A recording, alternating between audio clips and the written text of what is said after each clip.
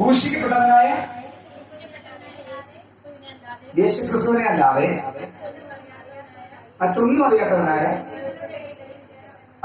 അത് POC ബൈബിളുള്ളവരെന്ന് വായിക്കാമോ?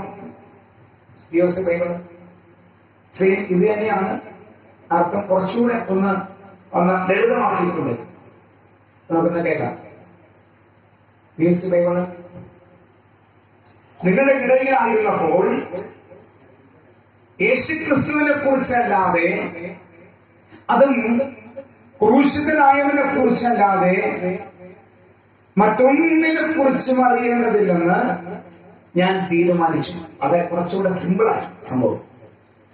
സത്യവേദ പുസ്തകത്തില് കുറച്ച് പഴയ മലയാളമാണ്, കുറച്ച് കുറച്ച് ഡീപ്പാണ്. ചില സംഭവങ്ങളൊക്കെ നമുക്ക് പെട്ടെന്ന് പല പ്രാവശ്യം വായിച്ചെങ്കിലേ കൊണ്ട് കിട്ടത്തുള്ളൂ. പഴയ മലയാളം. ഇത് കുറച്ചുകൂടെ സിമ്പിളായിട്ട് ഒരു ട്രാൻസ്ലേഷൻ. ഇതിങ്ങനെ പറഞ്ഞിരിക്കുന്നത്, നിങ്ങളുടെ ഇടയിലായിരുന്നപ്പോൾ യേശുക്രിസ്തുവിനെ കുറിച്ചല്ലാതെ. ശ്രദ്ധിക്കണേ, അവിടെ ഒരു വലിയൊരു സംഭവം പൗലോസ് കുറിച്ച് വെച്ചിട്ടുണ്ട്. യേശുക്രിസ്തുവിനെ കുറിച്ച് അല്ലാതെ എന്ന് പറഞ്ഞാൽ, യേശുക്രിസ്തുവിനെ കുറിച്ച് അല്ലാതെ എന്ന് പറഞ്ഞാൽ യേശുവിനെ കുറിച്ച്. എന്താണ് യേശുവിനെ കുറിച്ച് എന്ന് പറയുമ്പോൾ അതിനകത്ത് വേറൊരു സംഭവങ്ങളുണ്ട്. യേശുവിനെ കുറിച്ച് പറയാനാണെങ്കിൽ ഒത്തിരി കാര്യങ്ങളുണ്ട് പ്രിയപ്പെട്ടവരെ. എന്താണെന്നറിയാം? കാനായിലെ കല്യാണ വീട്ടിൽ പച്ചവെള്ളത്തെ വിഞ്ഞാക്കിയ ഒരു യേശുക്രിസ്തു. ഹല്ലേലൂയ. കുറെ ജനങ്ങള് വിശന്ന് വലഞ്ഞ് ദിവസങ്ങളോളം വചനം കേൾക്കാൻ കടന്നു വന്ന മക്കള് അവർ വിശന്നിരിക്കുകയാണെന്ന് കണ്ടപ്പോ അപ്പവും മീനും വർദ്ധിപ്പിച്ച് അവർ തിന്ന് തൃപ്തരാക്കി 12 കുട്ടയും ഒക്കെ മിച്ചം പിടിച്ച് 7 കുട്ടയൊക്കെ മിച്ചം പിടിച്ച 2 സംഭവങ്ങള് ഇവിടെ കാണുന്നുണ്ട്. അങ്ങനെ അപ്പം വർദ്ധിപ്പിച്ച ഒരു യേശുക്രിസ്തു ഉണ്ട്. തീർന്നില്ല. മുടങ്ങലെ സുഖപ്പെടുത്തി, തളർവാദരോഗികളെ സുഖപ്പെടുത്തി, അന്ധരെ സുഖപ്പെടുത്തി, പിന്നെ അതുപോലെ കുഷ്ഠരോഗികളെ സുഖപ്പെടുത്തി, രക്തസ്രാവക്കാരെ സുഖപ്പെടുത്തി, ഊരിപ്പോയ സ്ത്രീയെ സുഖപ്പെടുത്തി, മരിച്ച ലാസറിനെ ഉയർപ്പിച്ചു, യായിറോസിന്റെ കുഞ്ഞിനെ ഇതാ ജീവൻ കൊടുക്കുന്നു. അങ്ങനെ ഒരുപാട് അത്ഭുതങ്ങൾ ചെയ്ത് കടന്നു പോകുന്ന ഒരു യേശുക്രിസ്തു. ഹല്ലേലൂയ. എന്റെ പ്രിയപ്പെട്ടവരെ, കടലിന്റെ മുകളിലൂടെ തിരമാലകളെ പാദപീഠമാക്കി നടന്നു ചെന്ന് പടകിൽ നിലവിളിക്കുന്ന തന്റെ അപ്പോസ്തലന്മാരെ കൈപിടിച്ച് ബലപ്പെടുത്തിയ, ധൈര്യപ്പെടുത്തിയ, കടലിനെ ശാന്തമാക്കിയ ഒരു യേശുക്രിസ്തു ഉണ്ട്. ഹല്ലേലൂയ. എന്നാൽ പൗലോസ് പറയുന്നതാണെന്നറിയാമോ? ഞാൻ പ്രസംഗിക്കുന്നത് ആ യേശുക്രിസ്തുവിനെ കുറിച്ചല്ല. ഞാൻ പ്രസംഗിക്കാൻ ആഗ്രഹിക്കുന്നത് ക്രൂശിതനായ യേശുക്രിസ്തുവിനെ കുറിച്ചാണ്. ഹല്ലേലൂയ. എന്താണ് ഈ ക്രൂശിതനായ യേശുവിന്റെ പ്രത്യേകത? ക്രൂശിതനായ യേശുവിന്റെ പ്രത്യേകത എന്ന് പറഞ്ഞാൽ, ഈ ലോകത്തിന്റെ മുമ്പില് ശപിക്കപ്പെട്ടവൻ, കുരിശുമരത്തിൽ തൂക്കപ്പെട്ടവരെല്ലാം ശപിക്കപ്പെട്ടവരാണെന്ന് ആ കാലഘട്ടത്തിൽ പറഞ്ഞിരുന്നെങ്കിൽ, ആ കാലഘട്ടത്തിൽ ലോകത്തിന്റെ മുമ്പില് ശപിക്കപ്പെട്ടവനായി തീർന്ന യേശുക്രിസ്തുവിനെ, തീർന്നില്ല, ആ ലോകത്തിന്റെ ആ കാലഘട്ടത്തിൽ ഏറ്റവും വലിയ പരാജിതനായി മാറിയ യേശുക്രിസ്തുവിനെ കുരിശിൽ തറയ്ക്കപ്പെട്ട് കിടന്നിട്ട്, ദൈവത്തിന്റെ പുത്രനാണെങ്കിൽ ഇറങ്ങിവ എന്ന് ശതാധിപൻ വെല്ലുവിളിക്കുമ്പോ ആ കുരിശിൽ നിന്ന് ഇറങ്ങാൻ പറ്റാതെ ഈ ലോകത്തിന് മുമ്പിൽ പരാജിതനായി കിടക്കുന്ന ഒരു യേശുക്രിസ്തുവിനെ. ഹല്ലേലൂയ. എന്റെ പ്രിയപ്പെട്ട മാതാപിതാക്കളെ, സഹോദരങ്ങളെ, ഈ പൗലോസ് പറയുന്ന യേശുവിനെ ഇന്നത്തെ കാലഘട്ടത്തിൽ ആർക്കും വേണ്ട. ഈ കാലഘട്ടത്തിൽ ജനം ആഗ്രഹിക്കുന്നത് അപ്പം വർദ്ധിപ്പിക്കുന്ന യേശുവിനെ, പച്ചവെള്ളം വീഞ്ഞാക്കുന്ന യേശുവിനെ, രോഗസൗഖ്യം കൊടുക്കുന്ന യേശുവിനെ, കാനഡയിലേക്ക് വിസ ശരിയാക്കി കൊടുക്കുന്ന യേശുവിനെ, IELTS പാസ്സാക്കി കൊടുക്കുന്ന യേശുവിനെ, അങ്ങനെ ഒരു യേശുവിനെയാ ഇന്നത്തെ കാലഘട്ടം ആഗ്രഹിക്കുന്നതും അന്വേഷിക്കുന്നതും. Praise the Lord. ഹല്ലേലൂയ. മറക്കെ പറഞ്ഞ ഹല്ലേലൂയ. അതുകൊണ്ട് ഇവിടെ കടന്നു വന്ന നിങ്ങള് ഒരുപക്ഷെ നിങ്ങൾ ഈ ആമുഖം കേൾക്കുമ്പോ നിങ്ങൾക്ക് തോന്നി, വെറുതെ ഞങ്ങൾ ഈ രാത്രി കടന്നു വന്നു, ചുമ്മാ കടന്നു വന്നു. ഞങ്ങൾ വന്നതും ഇതിനൊക്കെ വേണ്ടിയായിരുന്നു. എന്തിനായിരുന്നു? ഇതുപോലുള്ള കുറെ യുടുക്കുവിദ്യകളിലൂടെ കുറെ രോഗസൗഖ്യങ്ങളും, കുറെ കടബാധ്യതയിൽ നിന്ന് വിടുതല്, കല്യാണം നടക്കണം, മക്കളുണ്ടാകണം, വീട് കിട്ടണം, കാറ് കിട്ടണം, ഇതൊക്കെയാണ് ഞങ്ങളും ആഗ്രഹിച്ചത്. പക്ഷേ ഇന്ന് രാത്രി ഇവിടെ പ്രഘോഷിക്കപ്പെടുന്നത് പൗലോസ് പറഞ്ഞ യേശുവിനെ കുറിച്ചാണ്. ആ യേശുവിന്റെ പ്രത്യേകത അത് ക്രൂശിതനായ യേശുവാണ്. Price the Lord. ഹല്ലേലൂയ. നിങ്ങൾ പേടിക്കേണ്ട പ്രിയപ്പെട്ടവരെ, ഈ ക്രൂശിതനായ യേശുവിനെ അറിഞ്ഞാലുണ്ടല്ലോ, ഈ ക്രൂശിതനായ യേശുവിനെ അനുഭവിച്ചാലുണ്ടല്ലോ, നിന്റെ ജീവിതം ധന്യമാകും. Praise the Lord. ഹല്ലേലൂയ.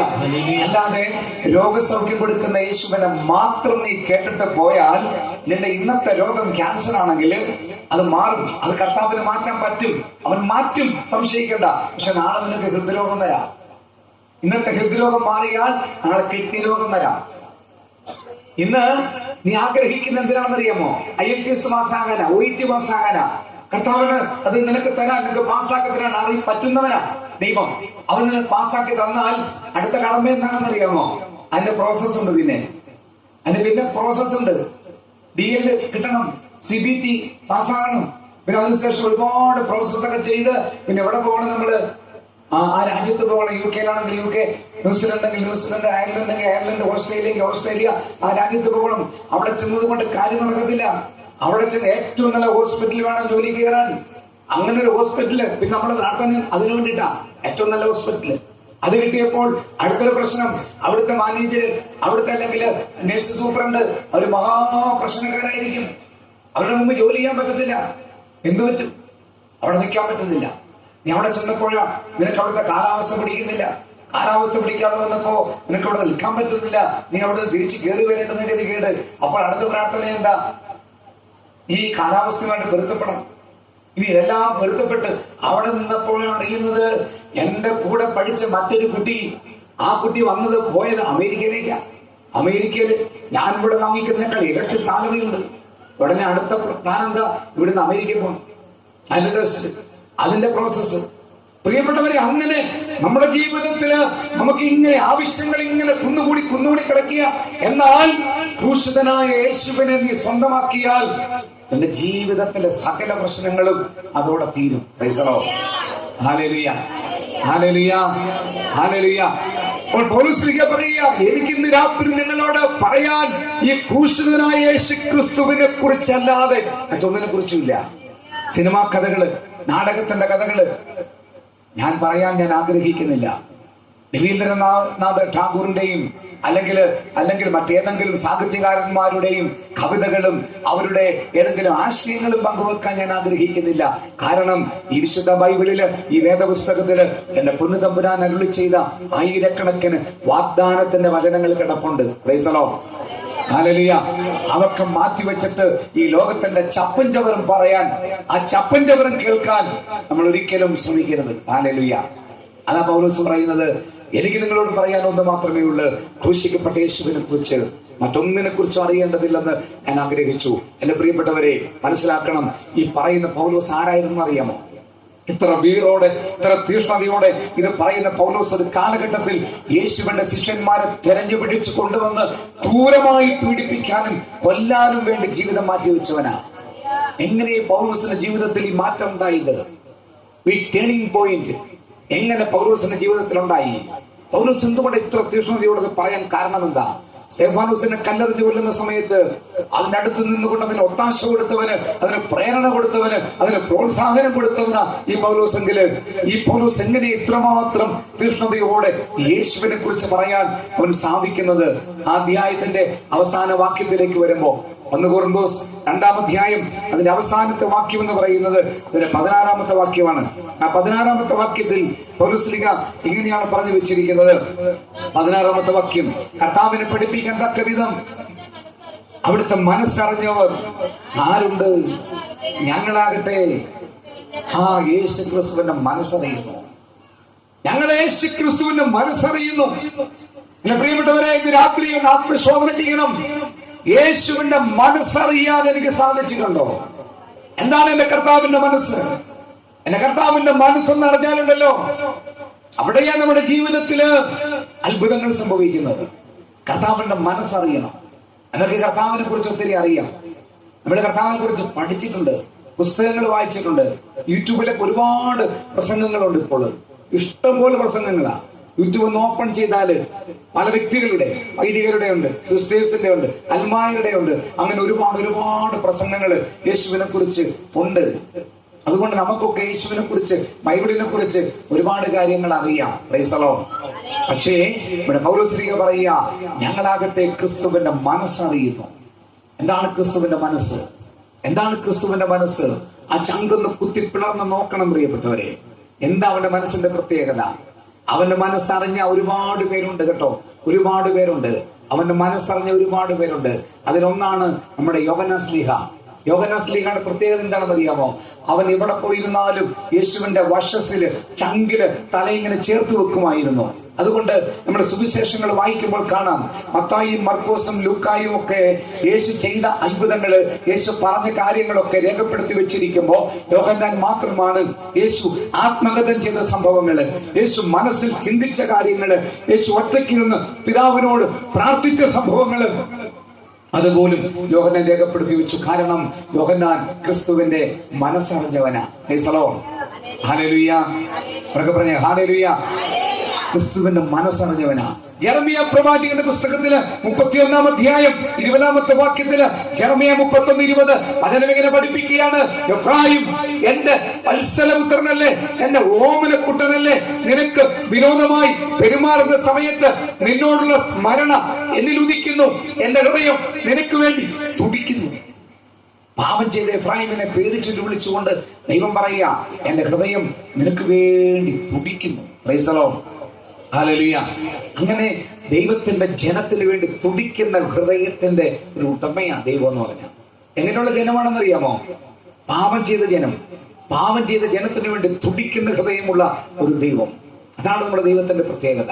ഈ ദൈവത്തിന്റെ മനസ്സറിഞ്ഞാലുണ്ടല്ലോ പ്രിയപ്പെട്ടവരെ, അങ്ങനെ മനസ്സറിഞ്ഞ ഒരുപാട് പേരുണ്ട് കേട്ടോ ലോകത്തില്, ഒരുപാട് പേരുണ്ട്. ഒന്ന് ഞാൻ സിമ്പിളായിട്ട് പറയാം, നിങ്ങൾക്കൊക്കെ പരിചയമുള്ള അൽഫോൻസാമ എന്ന് പറയുന്നത്. അൽഫോൻസാമ യേശുക്രിസ്തുവിന്റെ സ്നേഹത്തിന്റെ നിറവിൽ ജീവിച്ച് അങ്ങനെ അവൾ മരിച്ചു. വിശുദ്ധയാണെന്ന്. അവളുടെ കബറിടത്തിലൊക്കെ എന്തുമാത്രം ജനങ്ങളാ അവിടെ വന്ന് പ്രാർത്ഥിക്കുന്നത്, എന്തുമാത്രം ജനങ്ങള്.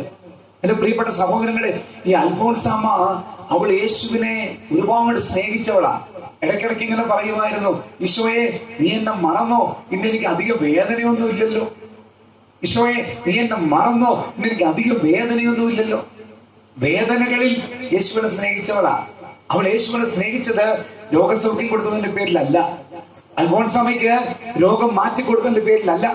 24-ാമത്തെ വയസ്സില് ക്ഷയരോഗം ബാധിച്ച് രക്തം ഛർദ്ദിച്ച് മരിച്ച ഒരു വിശുദ്ധയാണ് വിശുദ്ധ കൊച്ചു ത്രേസ്യ.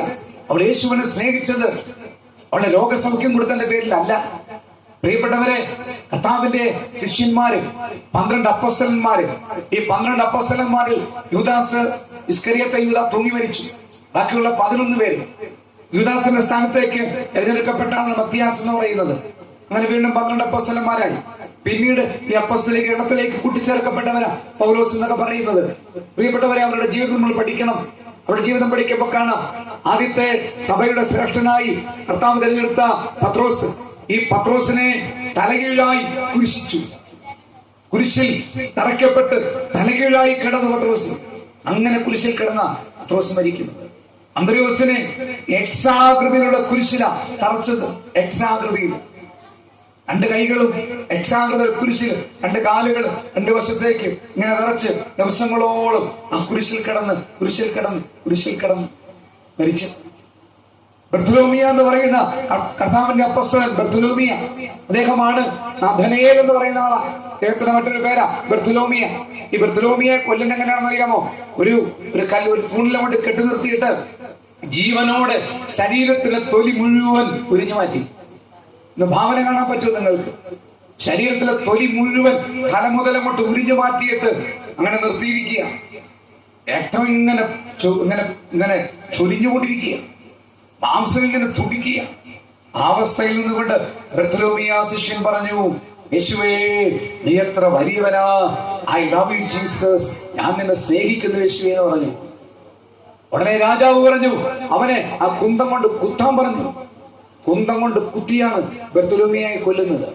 ആദ്യത്തെ 1, 2, 3, 4 നൂറ്റാണ്ടുകൾ നമ്മൾ പഠിക്കണം പ്രിയപ്പെട്ടവരെ.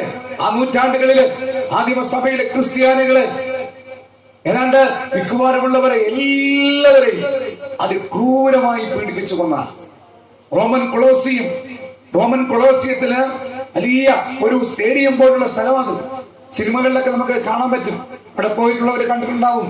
റോമൻ കൊളോസിയത്തിന്റെ ഗ്യാലറിയില്, അതിന്റെ പ്രധാനപ്പെട്ട ഗ്യാലറിയിൽ ഹീറോ ചക്രവർത്തിയും ഭാര്യയും പരിവാരങ്ങളും പ്രഭുക്കന്മാരും ഇങ്ങനെ അണിനിരന്ന് അവിടെ ഇരിക്കുമ്പോൾ താഴെ ഗ്രൗണ്ടില് ക്രിസ്ത്യാനികളെ പിടിച്ചുകൊണ്ട് അവിടെ നിർത്തും.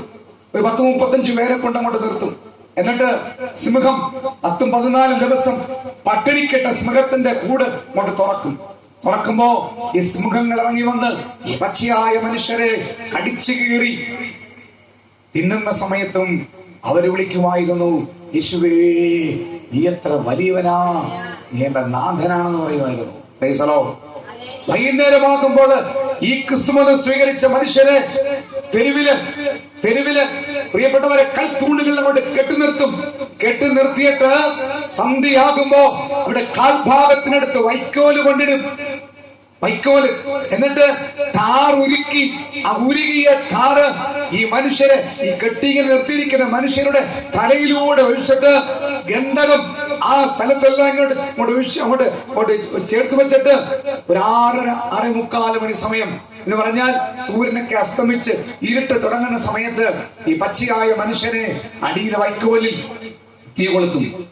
ആ തീ ഇങ്ങനെ കത്തി ഈ പച്ചയായ മനുഷ്യൻ ജീവനോടെ നിന്ന് കത്തുമ്പോ, കത്തി മരിക്കുമ്പോ അവര് പറയും, യേശുവേ നീ എത്ര വലിയവനാണെന്ന്. എന്നിട്ട് ഈ ശരീരത്തിലെ പാറ്റ്, കൊഴുപ്പ്, അത് തീ കത്തി ഇങ്ങനെ നിൽക്കുമ്പോ അതായിരുന്നു സ്ട്രീറ്റ് ലൈറ്റിന് പകരമായി അന്ന് നീറോ ചക്രവർത്തി ഉപയോഗിച്ചത്. പച്ചയായ മനുഷ്യരെ ചക്രത്തിനടിയിലേക്ക് ഇട്ട് പീഡിപ്പിച്ചത്, വാളുകൊണ്ട് വെട്ടിക്കൊന്നത്, കുന്തം കൊണ്ട് കുത്തിക്കൊന്നത്, ഗദ കൊണ്ട് അടിച്ചു കൊന്നത്, ശരീരം പ്രിയപ്പെട്ടവരെ ഒരു കാലിൽ ചവിട്ടി പിടിച്ചിട്ട് അടുത്ത കാല് വലിച്ചു കീറി, അങ്ങനെയൊക്കെ നിഷ്ഠൂരമായ രീതിയിൽ കൊന്ന ഒരുപാട് അനുഭവങ്ങൾ.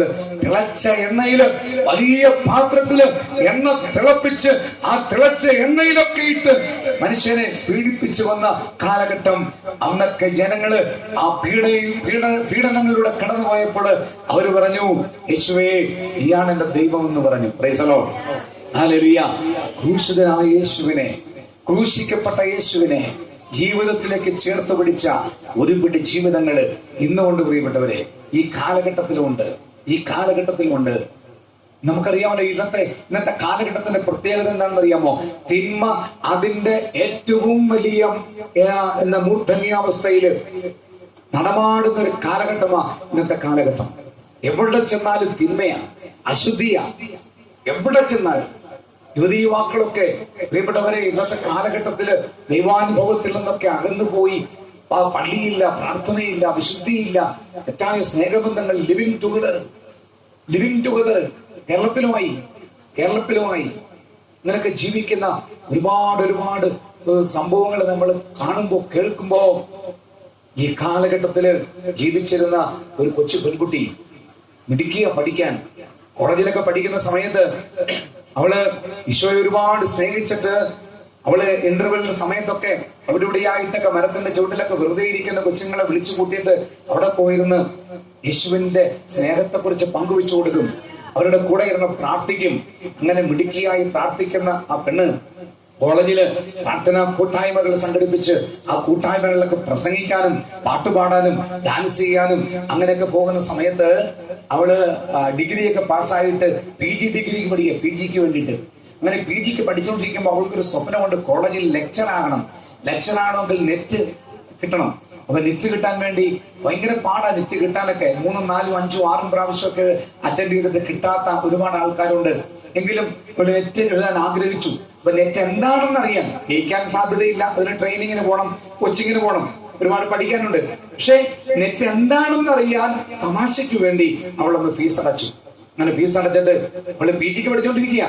ആ PGക്ക് പഠിക്കുന്നതിനിടയില് ചുമ്മാ വെറുതെ ഫീസ് അടച്ചു.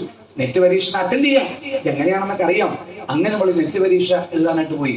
പരീക്ഷയൊക്കെ എഴുതി തിരിച്ചു വന്നു. കുറച്ചു ദിവസം ആയപ്പോ റിസൾട്ട് വരുന്നു. നെറ്റ് അവള് പാസ്സായി. പൈസലോ അവളെ അച്ഛന്മാരെ വിളിച്ചു പറഞ്ഞു, അച്ഛാ ഞാൻ നെറ്റ് പാസ്സായി കേട്ടോ. എടീ നീ നെറ്റ് പാസ്സായോ? നീ പെട്ടെന്ന് PG ഒന്ന് കംപ്ലീറ്റ് ചെയ്യും, നിനക്ക് നമ്മുടെ കോളേജിൽ ഗസ്റ്റ് ലെക്ചറായിട്ട് നിനക്ക് ജോലി തരാം. കാരണം അവളിവിടുത്തെ ഹീറോയാ. അവിടുത്തെ ഹീറോയിനാ. അവളുടെ എന്ന് പറഞ്ഞാൽ ആ കോളേജിലെ എല്ലാ കാര്യങ്ങളിലും അവളിങ്ങനെ കത്തിജ്വലിച്ച് നിൽക്കുന്ന ഒരു പെൺകുട്ടിയാണ്. അച്ഛന്മാർക്കൊക്കെ ഭയങ്കര കാര്യമാണ്, ഭയങ്കര ഇഷ്ടമാണ്. പ്രിയപ്പെട്ടവരെ, അങ്ങനെ നിൽക്കുന്ന സമയത്താണ് അവള് PG ഒക്കെ പാസ്സായി. PG പാസ്സായി ആ കോളേജിൽ ഇന്റർവ്യൂവിന് വിളിച്ചു. ഇന്റർവ്യൂ പാസ്സായിട്ട് പറഞ്ഞു ഞങ്ങൾ അറിയിക്കാമെന്ന് പറഞ്ഞു. അങ്ങനെ ഇരിക്കുന്ന സമയത്താണ് ഇവളുടെ ഇടത്തെ ഭാഗത്ത്, പല്ലിന്റെ ഭാഗത്തൊരു വേദന, ഒരു പുളിപ്പ് പോലെ. ഒരു ഡോക്ടറെ കാണിച്ചു. ഡോക്ടർ ചില മെഡിസിൻസ് ഒക്കെ കൊടുത്തു, പക്ഷെ കുറവില്ല. അപ്പൊ ആ ഡോക്ടർ പറഞ്ഞു നമുക്ക് നല്ലൊരു ഹോസ്പിറ്റലിലേക്ക് കാണിക്കാം. അങ്ങനെ പോയി. ആ ഡോക്ടർ കുറെ മെഡിസിനൊക്കെ കൊടുത്തു, കുറവൊന്നുമില്ല. അവസാനം ആ ഡോക്ടർ പറഞ്ഞു നമുക്ക് ചെറിയൊരു ബയോപ്സിക്ക് വേണ്ടിയിട്ട് അവിടെ ഇച്ചിരി മാംസമൊക്കെ എടുത്ത് അത് ടെസ്റ്റിന് വേണ്ടി അയച്ചു. എന്നിട്ട് റിസൾട്ട് വരുമ്പോൾ അറിയിക്കാമെന്ന് പറഞ്ഞു.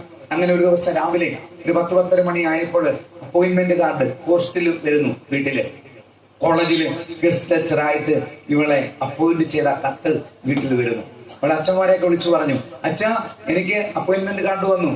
കോളേജില് ഈ അടുത്ത അക്കാഡമിക് ഇയറിൽ ഞാൻ പഠിപ്പിക്കാൻ കയറിയ. അച്ഛന്മാര് പറഞ്ഞു, ഡി ചെലവ് ചെയ്യണം കേട്ടോ, ട്രീറ്റ് ചെയ്യണം ചെയ്യാച്ച, അതൊക്കെ നമുക്ക് ചെയ്യാം. അങ്ങനെ വളരെ സന്തോഷത്തോടെ അവൾ ഇരിക്കുമ്പോ ഒരു ഉച്ചയ്ക്ക് 2 മണി 2:30 മണി ആയപ്പോൾ ഈ ബയോപ്സിക്ക് അയച്ച ആ ഡോക്ടർ വീട്ടിലേക്ക് ഫോൺ ചെയ്തിട്ട് പറഞ്ഞു, മോളെ പപ്പയുണ്ടോ വീട്ടില്? ഉണ്ട്. പപ്പയുടെ ഒന്ന് ഫോൺ കൊടുത്തു. പപ്പയോട് പറഞ്ഞു, ദേ ഹോസ്പിറ്റലിൽ വരണം, ചില അത്യാവശ്യ കാര്യം പറയാനുണ്ട്. അവിടെ ചെന്നപ്പോ ഡോക്ടർ പറഞ്ഞു, മോളുടെ ബയോപ്സി റിസൾട്ട് വന്നു, പേടിക്കാനൊന്നുമില്ല, പക്ഷെ എങ്കിലും നമുക്ക് ചില വിദഗ്ധമായ ചികിത്സയ്ക്ക് വേണ്ടി അവളെ കൊണ്ടുപോകേണ്ടി വരും. അവിടെ ചെറിയൊരു ക്യാൻസറിന്റെ ലക്ഷണമുണ്ട്. അങ്ങനെ വിദഗ്ധമായ ട്രീറ്റ്മെന്റിന് വേണ്ടി ആശുപത്രികളിലൂടെ ഇങ്ങനെ കയറി പോകുമ്പോൾ ഡോക്ടർമാര് കണ്ടുപിടിച്ചു ഇവളുടെ താടിയിലിന്റെ ഭാഗത്ത് മൊത്തം ക്യാൻസർ ആയിപ്പോയി. ആ താടിയിൽ മൊത്തം മുറിച്ചു മാറ്റിയിട്ട്, പ്രിയപ്പെട്ടവരെ, ഇടത്തെ കാലിന്റെ ഭാഗത്ത് അസ്ഥി മുറിച്ചെടുത്ത് ഈ താടിയിൽ ഒട്ടിച്ചു വെച്ചു. എന്നാൽ ദിവസങ്ങൾ കടന്നുപോയപ്പോ ആ ഒട്ടിച്ചു വെച്ച അസ്ഥിയിലും ക്യാൻസറസ് ആയി. ആ അസ്ഥി ഇളകിപ്പോയി. വീണ്ടും അടുത്ത വലത്തെ കാലിന്റെ ഭാഗത്ത് നിന്ന് വീണ്ടും അസ്ഥി മുറിച്ചെടുത്ത് അവിടെ വെക്കുന്നു. ആ 2 കാലിലും വ്രണമായി, നടക്കാൻ പറ്റുന്നില്ല. ഈ ഇടത്തെ കണ്ണിന്റെ കാഴ്ച പോയി, ഇടത്തെ ചെവിയുടെ കേൾവി പോയി, ഇടത്തെ ചെള്ള അതിങ്ങനെ വീർത്ത് ട്യൂമർ പോലെയായി, ഒരു വികൃതമായ രൂപം പോലെയായി. അവസാനം രണ്ടാമത് ഒട്ടിച്ചു വെച്ച അസ്ഥി ഇളകിപ്പോയപ്പോ ഈ നാക്കെല്ലാം പുറത്തേക്ക് ചാടാൻ തുടങ്ങി. അവസാനം ദുർഗന്ധം വമിക്കുന്ന ആ അവസ്ഥയിൽ മരണവേദന കൊണ്ട് പിടയുമ്പോ രാത്രിയുടെ യാമങ്ങൾ ഉറക്കമില്ലാതെ ആ പിഞ്ചു കുഞ്ഞിങ്ങനെ തിരിഞ്ഞും മറിഞ്ഞും കിടക്കുമ്പോൾ അവളെന്നും പറയുമായിരുന്നു, അമ്മേ രാവിലെ എനിക്ക് പള്ളി പോണം, എനിക്ക് എന്റെ യേശുവിനെ എനിക്ക് സ്വീകരിക്കണം. ഒരു ദിവസം രാവിലെ ആ കൊച്ച് 3-3:30 മണി വരെ, അമ്മ പറയുക, അന്ന് 3:30 മണി വരെ അവൾ ഉറങ്ങിയിട്ടില്ല. 3:30 മണിക്ക് ഒന്ന് മയങ്ങിയത്. അവൾ പെട്ടെന്ന് 1 മണിക്കൂറായി. 4:30 ആയപ്പോ അവൾ കണ്ണു തുറന്ന് ചോദിച്ചു, അമ്മീ സമയത്തിനായി, അവള് 4:30 എനിക്ക് പള്ളി പോണം, അവള് കിടക്ക്, മോളൊന്നും ഒട്ടും ഉറങ്ങിയില്ലല്ലോ, മോള് കിടക്ക, നമുക്ക് വൈകിട്ട് കുർബാനയുണ്ട്, അതിന് പോകാം.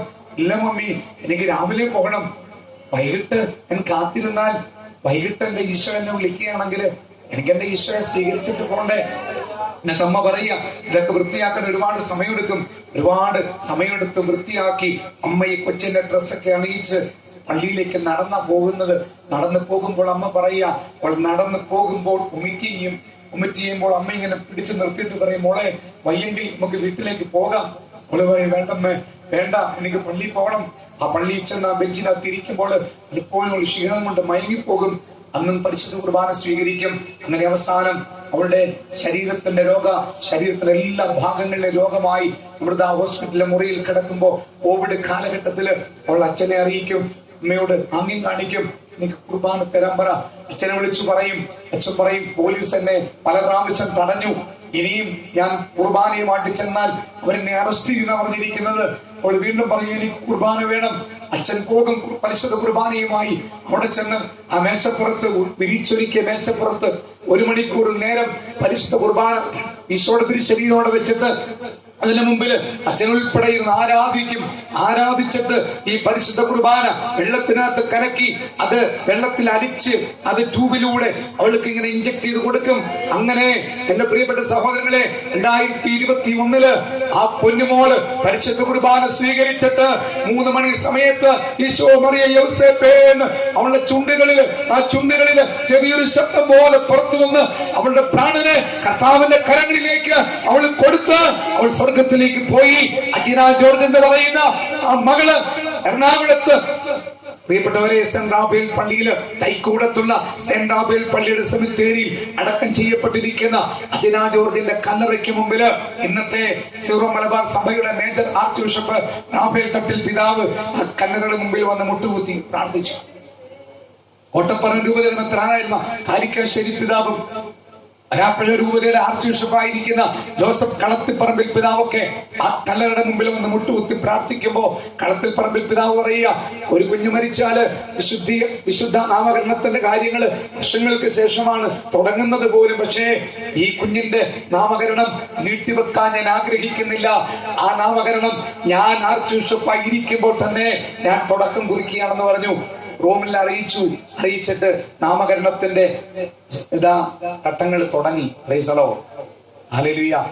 ചിന്തിച്ചു നോക്ക് പ്രിയപ്പെട്ടവരെ, 20 25 വയസ്സ് പ്രായമുള്ള സമയത്ത് മരിച്ചുപോയ ഒരു ചെറുപ്പക്കാരി പെൺകുട്ടി ഈ കാലഘട്ടത്തിൽ ഓർക്കണം, പാപത്തിന്റെ കറയിലൂടെ അനേക യുവതിയുവാക്കൾ ജീവിതം നശിപ്പിക്കുമ്പോൾ ഈ കാലഘട്ടത്തിൽ പാപത്തിന്റെ കറയേൽക്കാതെ നിഷ്കളങ്കമായ ജീവിതം നയിച്ചുകൊണ്ട് തമ്പുരാനെ സ്നേഹിച്ച് അവനരികിലേക്ക് പറന്നുയർന്ന അജിന ജോർജ് ഉണ്ടെങ്കിൽ അവളെന്താ, എന്തുകൊണ്ടാ അവള് ഇന്ന് വിശുദ്ധ പദവിയിലേക്ക് ഉയർത്തുന്ന നാമകരണത്തിൽ എത്തിയതെന്ന് ചോദിച്ചാൽ അവള് ക്രൂശിതനായ യേശുവിനെ സ്നേഹിച്ചോളാം. Hallelujah, hallelujah. ലോകം മാറ്റിക്കൊടുത്തതിന്റെ പേരിലല്ല അവൾ യേശുവിനെ സ്നേഹിച്ചത്. ആ മരണവേദനയുടെ മുമ്പിലും ആ മരണവേദനയുടെ പിടിയിലും അവള് പറഞ്ഞു, എനിക്ക് എന്റെ യേശുവിനെ മതി എന്ന് പറഞ്ഞു. Hallelujah, hallelujah. അതാണ് ക്രൂശിക്കപ്പെട്ട യേശുവിന്റെ പ്രത്യേകത. അതുകൊണ്ട് ഈ യേശുവിനെ കൂടെ സ്വന്തമാക്കണം. യേശുവിനെ സ്വന്തമാക്കുമ്പോൾ നമ്മുടെ ജീവിതം ധന്യമാകും. പ്രിയപ്പെട്ടവരെ, വളരെ ഉയർത്തിപ്പിടിച്ച നമുക്കെന്ന് പറയാം ഹല്ലേലൂയ. ഉറക്കെന്ന് പറഞ്ഞേ ഹല്ലേലൂയ. ശബ്ദത്തിൽ ഒന്ന് പറയാമോ ഹല്ലേലൂയ, ഹല്ലേലൂയ, ഹല്ലേലൂയ, ഹല്ലേലൂയ. പ്രിയപ്പെട്ടവരെ, യോഹന്നാന്റെ സുവിശേഷത്തിന് 5-ാം അധ്യായത്തില് നമ്മൾ കാണുന്ന മറ്റൊരു സംഭവമാണ് ഒരു ബെഥെസ്ദാ കുളം. ആ കുളത്തിന്റെ കരയില് അനേക രോഗികളുടെ കിടപ്പുണ്ടായിരുന്നു. ആ രോഗികളുടെ കൂട്ടത്തില് 38 വർഷമായി രോഗം ബാധിച്ചു കിടന്ന ഒരു മനുഷ്യൻ. അവനടുക്കിലേക്ക് കർത്താവ് കടന്നു ചെന്നിട്ടൊരു ചോദ്യം ചോദിക്കുന്നുണ്ട്, നിനക്ക് സൗഖ്യം പ്രാപിക്കാൻ മനസ്സുണ്ടോ? സൗഖ്യം പ്രാപിക്കാൻ നിനക്ക് ആഗ്രഹമുണ്ടോ? സത്യത്തിൽ ആ ചോദ്യം അസ്ഥാനത്താണ്. അതിന് ചോദ്യം ചോദിക്കേണ്ട ആവശ്യമില്ല. കാരണം ഈ കുളത്തിന്റെ കരയിൽ കിടക്കുന്നവരെല്ലാവരും തന്നെ സൗഖ്യത്തിന് വേണ്ടി കിടക്കുകയാണെന്ന് എല്ലാവർക്കും അറിയാവുന്ന കാര്യമാണ്. പക്ഷെ കർത്താവിനോട് ചോദിച്ച ചോദ്യം ഇതാ, നിനക്ക് സുഖം പ്രാപിക്കാൻ ആഗ്രഹമുണ്ടോ? Praise the Lord, hallelujah. അവരെന്താ ഉത്തരം കൊടുത്തത്? ജലമിളകുമ്പോൾ എന്നെ കുളത്തിലേക്ക് ഇറക്കാൻ ആരുമില്ല. ഞാൻ എങ്ങനെങ്കിലും ഇറങ്ങാൻ തുടങ്ങുമ്പോ മറ്റൊരാൾ ഇറങ്ങി സൗഖ്യം പ്രാപിച്ചു പോകുന്നു. അതല്ലേ ഉത്തരം കൊടുത്തത്. കർത്താവ് ചോദിച്ച ചോദ്യം എന്താ? സുഖം പ്രാപിക്കാൻ മനസ്സുണ്ടോ? അപ്പൊ എന്താ ഉത്തരവാ കൊടുക്കേണ്ടത്? ഒന്നുകിൽ മനസ്സുണ്ട്, അല്ലെങ്കിൽ മനസ്സില്ല, അല്ലേ? ഇതിലേതെങ്കിലും ഉത്തരവാ കൊടുക്കേണ്ടത്. അപ്പൊ അവൻ കൊടുത്ത ഉത്തരവും ചോദ്യം തമ്മിൽ എന്താ ബന്ധം? ഒരു ബന്ധമില്ല. പക്ഷേ കർത്താവ് അപ്പോൾ അവനോട് പറയുന്നുണ്ട്, നീ നിന്റെ കിടക്കയെടുത്ത് നടക്കുക എന്ന് പറഞ്ഞാൽ അവന്റെ ഉത്തരത്തിന് കർത്താവ് ഇതാ മാർക്ക് കൊടുത്തു. കർത്താവ് അവന് സൗഖ്യം കൊടുത്തെന്ന് പറഞ്ഞാൽ അവന്റെ ഉത്തരം ക്ലിയർ ആയിരുന്നു. എന്താ യേശുവിന്റെ ചോദ്യം? കർത്താവിന്റെ ചോദ്യം ഇതാ, നിനക്ക് സുഖം പ്രാപിക്കാൻ മനസ്സുണ്ടോ? അവനെന്താ ചെയ്തെന്നറിയാം. പണ്ടൊരിക്കല് ഇത് ഭാര്യയും ഭർത്താവും തമ്മിൽ ഭയങ്കര വഴക്കായിട്ട് അടിച്ചു പിരിയുന്ന ഘട്ടത്തിലെത്തിയപ്പോ എന്നോടൊക്കെ സംസാരിക്കാൻ വന്നു. ഞാൻ രണ്ടുപേരെയും കേട്ടു. അങ്ങനെ കേട്ട് വന്നപ്പോ ആ ഭാര്യ പറഞ്ഞിരിക്കാൻ, എന്റെ ബ്രദറെ കല്യാണം കഴിച്ചിട്ട് 10-24 വർഷമായി. ഈ മനുഷ്യൻ എന്നെ സ്നേഹിച്ചിട്ടില്ല. ഞാൻ ചോദിച്ചു, എന്റെ പൊന്നു മനുഷ്യ, ഭാര്യയല്ലേ, കുറച്ച് സ്നേഹം കൊടുത്തൂടെ, സ്നേഹിച്ചൂടെ? അപ്പോൾ അയാൾ പറഞ്ഞു, എന്റെ പൊന്നു ബ്രദറെ, ഞാൻ ഇവളെ സ്നേഹിക്കുന്ന പോലെ ലോകത്തില് ഒരു ഭർത്താക്കന്മാരും സ്നേഹിക്കാറില്ല. ഇഷ്ടംപോലെ സ്നേഹിക്കുന്നുണ്ട്. അപ്പോൾ അവൻ പറഞ്ഞു, പിന്നെ എവള് പറയുന്നു സ്നേഹിക്കുന്നില്ലെന്ന്. അവൻ പറഞ്ഞു, എന്റെ ബ്രദറുടെ സ്വഭാവം ഇതാ, ചങ്ക് തുറന്ന് കാണിച്ചാലും ചെമ്പരത്തി പോവെന്ന് പറയും. അപ്പൊ അവള് പറഞ്ഞു കേട്ടണം. അവള് പറഞ്ഞതാ, എന്റെ ബ്രദറെ, ചെമ്പരത്തി കൊടുത്ത് കാണിച്ചിട്ട് ചങ്കാന്ന് പറഞ്ഞാൽ ഞാൻ വിശ്വസിക്കോ? ഇതൊക്കെയാണ് ചില കുടുംബത്തിലെ പ്രശ്നങ്ങൾ. ചങ്ക് തുറന്ന് കാണിച്ചാലും ചെമ്പരത്തി പോവെന്ന് പറയുന്ന ആൾക്കാർ. അവള് പറയും, ചെമ്പരത്തി പൂ കാണിച്ചിട്ട് ചങ്കാന്ന് പറഞ്ഞാൽ മനസ്സിലാവും. ഈ മനുഷ്യനോട് കർത്താവ് ചോദിച്ചു, സുഖം പ്രാപിക്കാൻ നിനക്ക് മനസ്സുണ്ടോ, നിനക്ക് ആഗ്രഹമുണ്ടോ? അവൻ എന്താ ചെയ്തെന്നറിയാമോ? അവന്റെ ആ ചങ്ക്, അവന്റെ ആ മനസ്സങ്ങോട്ട് കർത്താവിന്റെ മുമ്പിലോട്ട് അങ്ങോട്ട് തുറന്നു വെച്ചു. എന്താ ഈ കിടന്നത്? ഒന്ന്, അവനെ സഹായിക്കാത്തവരോടുള്ള വെറുപ്പ്. അവനെ സഹായിക്കാത്തവരോട് അവന് പരാതിയുണ്ട്, അവന് പരാതികളുണ്ട്, പരാതികളുടെ ഭാണ്ഡക്കെട്ട്. രണ്ട്, അവന് കിട്ടാത്ത സൗഖ്യം മറ്റാർക്കൊക്കെ കിട്ടിയോ അവരോട് അവന് ഉൾക്കൊള്ളാൻ പറ്റുന്നില്ല. അവന് വിദ്വേഷമുണ്ട്, അവന് അസൂയയുണ്ട്. അങ്ങനെ സംഘനകത്ത് കിടന്നത് മുഴുവൻ അശുദ്ധിയായിരുന്നു. പ്രിയപ്പെട്ടവരെ, ഈശോ പറയാ അവനോട്, നിന്റെ ഹൃദയത്തില് ഈ പരാതിയുടെ ഭാണ്ഡക്കെട്ടും ഈ വിദ്വേഷവും ഈ വെറുപ്പും ഈ അസൂയയും ഈ കുന്നായ്മയും ഇതെല്ലാം ഇങ്ങനെ കിടന്നാൽ നിനക്ക് സൗഖ്യം കിട്ടത്തില്ല. നീ പറ, നിനക്ക് സൗഖ്യം പ്രാപിക്കാൻ നിന്റെ ഉള്ളിൽ ആഗ്രഹമുണ്ടോ? അവൻ ആ ഹൃദയം കൊണ്ട് തുറന്നപ്പോ, ആ ഹൃദയം മുഴുവൻ കർത്താവിന്റെ മുമ്പിലേക്ക് അവൻ തുറന്നു വെച്ചപ്പോൾ അവന്റെ ഹൃദയം ശൂന്യമായി. ആ ശൂന്യമായ ഹൃദയത്തിലേക്ക് യേശു ക്രിസ്തു കടന്നു വരിക. Hallelujah, hallelujah. യേശു കടന്നു വന്നിട്ട് അവനോട് പറയുകയാണ്, ഈ കിടക്കെടുത്ത് നടക്കുക. എന്റെ പ്രിയപ്പെട്ട മാതാപിതാക്കളെ, ഇത് നമ്മുടെ ചില പ്രശ്നങ്ങൾക്ക് പരിഹാരം കിട്ടാത്തതിന്റെ കാരണം എന്താണെന്നറിയാമോ? നമ്മുടെ ഹൃദയത്തില് ഒരുപാട് മലിനത ഇരിക്കുക, ഒരുപാട് അശുദ്ധി ഇരിക്കുക. ഈ മലിനതയിൽ നിന്ന്, ഈ അശുദ്ധിയിൽ നിന്ന് നമ്മുടെ ഹൃദയത്തെ നമ്മളൊന്ന് തമ്പുരാന്റെ മുമ്പിലേക്ക് തുറന്നു വെച്ച് അത് യേശുവിന്റെ രക്തത്താലൊന്ന് കഴുകി, യേശുവിന്റെ തിരുവിലാവിലെ വെള്ളം കൊണ്ടൊന്ന് വൃത്തിയാക്കി അതൊന്ന് തമ്പുരാന്റെ മുമ്പിലേക്ക് കൊടുക്കുമ്പോ ആ ഹൃദയത്തിലേക്ക് യേശു ക്രിസ്തു കടന്നു വന്ന് വസിക്കും. നിന്റെ ജീവിതത്തിന്റെ പ്രശ്നം മൊത്തം അവൻ ഏറ്റെടുക്കും. Hallelujah, hallelujah. ലൂക്കായുടെ തിരുവചനത്തിലെ 18-ാം അധ്യായത്തിൽ നമ്മൾ കാണുന്ന മറ്റൊരു കഥാപാത്രമാണ് ബർത്തമിയൂസ്. അവൻ ജെറിക്കോ തെരുവിൽ ഭിക്ഷയാചിക്കാൻ വേണ്ടി ഭിക്ഷയാചിക്കാനിരിക്കുന്ന ഈ ബർത്തമിയൂസ്, അവന്റെ കണ്ണുകൾക്ക് കാഴ്ചയില്ല. അവനിരിക്കുമ്പോൾ ഒരു ജനക്കൂട്ടത്തിന്റെ ആരവം കേട്ടു. വലിയ ജനക്കൂട്ടത്തിന്റെ സംസാരം, ജനക്കൂട്ടത്തിന്റെ ഒരു ആരവം കേട്ടപ്പോ അവൻ വിളിച്ചു ചോദിച്ചു, ആരാ, എന്താ ഒരു ബഹളം, എന്താ സംഭവിച്ചത്? ഒരു പൊട്ടക്കണ്ണന്റെ, ഒരു അന്ധന്റെ ഒരു ചോദ്യത്തിന് ഉത്തരം കൊടുക്കാൻ ലോകത്തിൽ ആരാ തയ്യാറാകുന്നത്? അവൻ ലോകത്തിന്റെ മുമ്പിൽ അവൻ ശപിക്കപ്പെട്ടവനാ.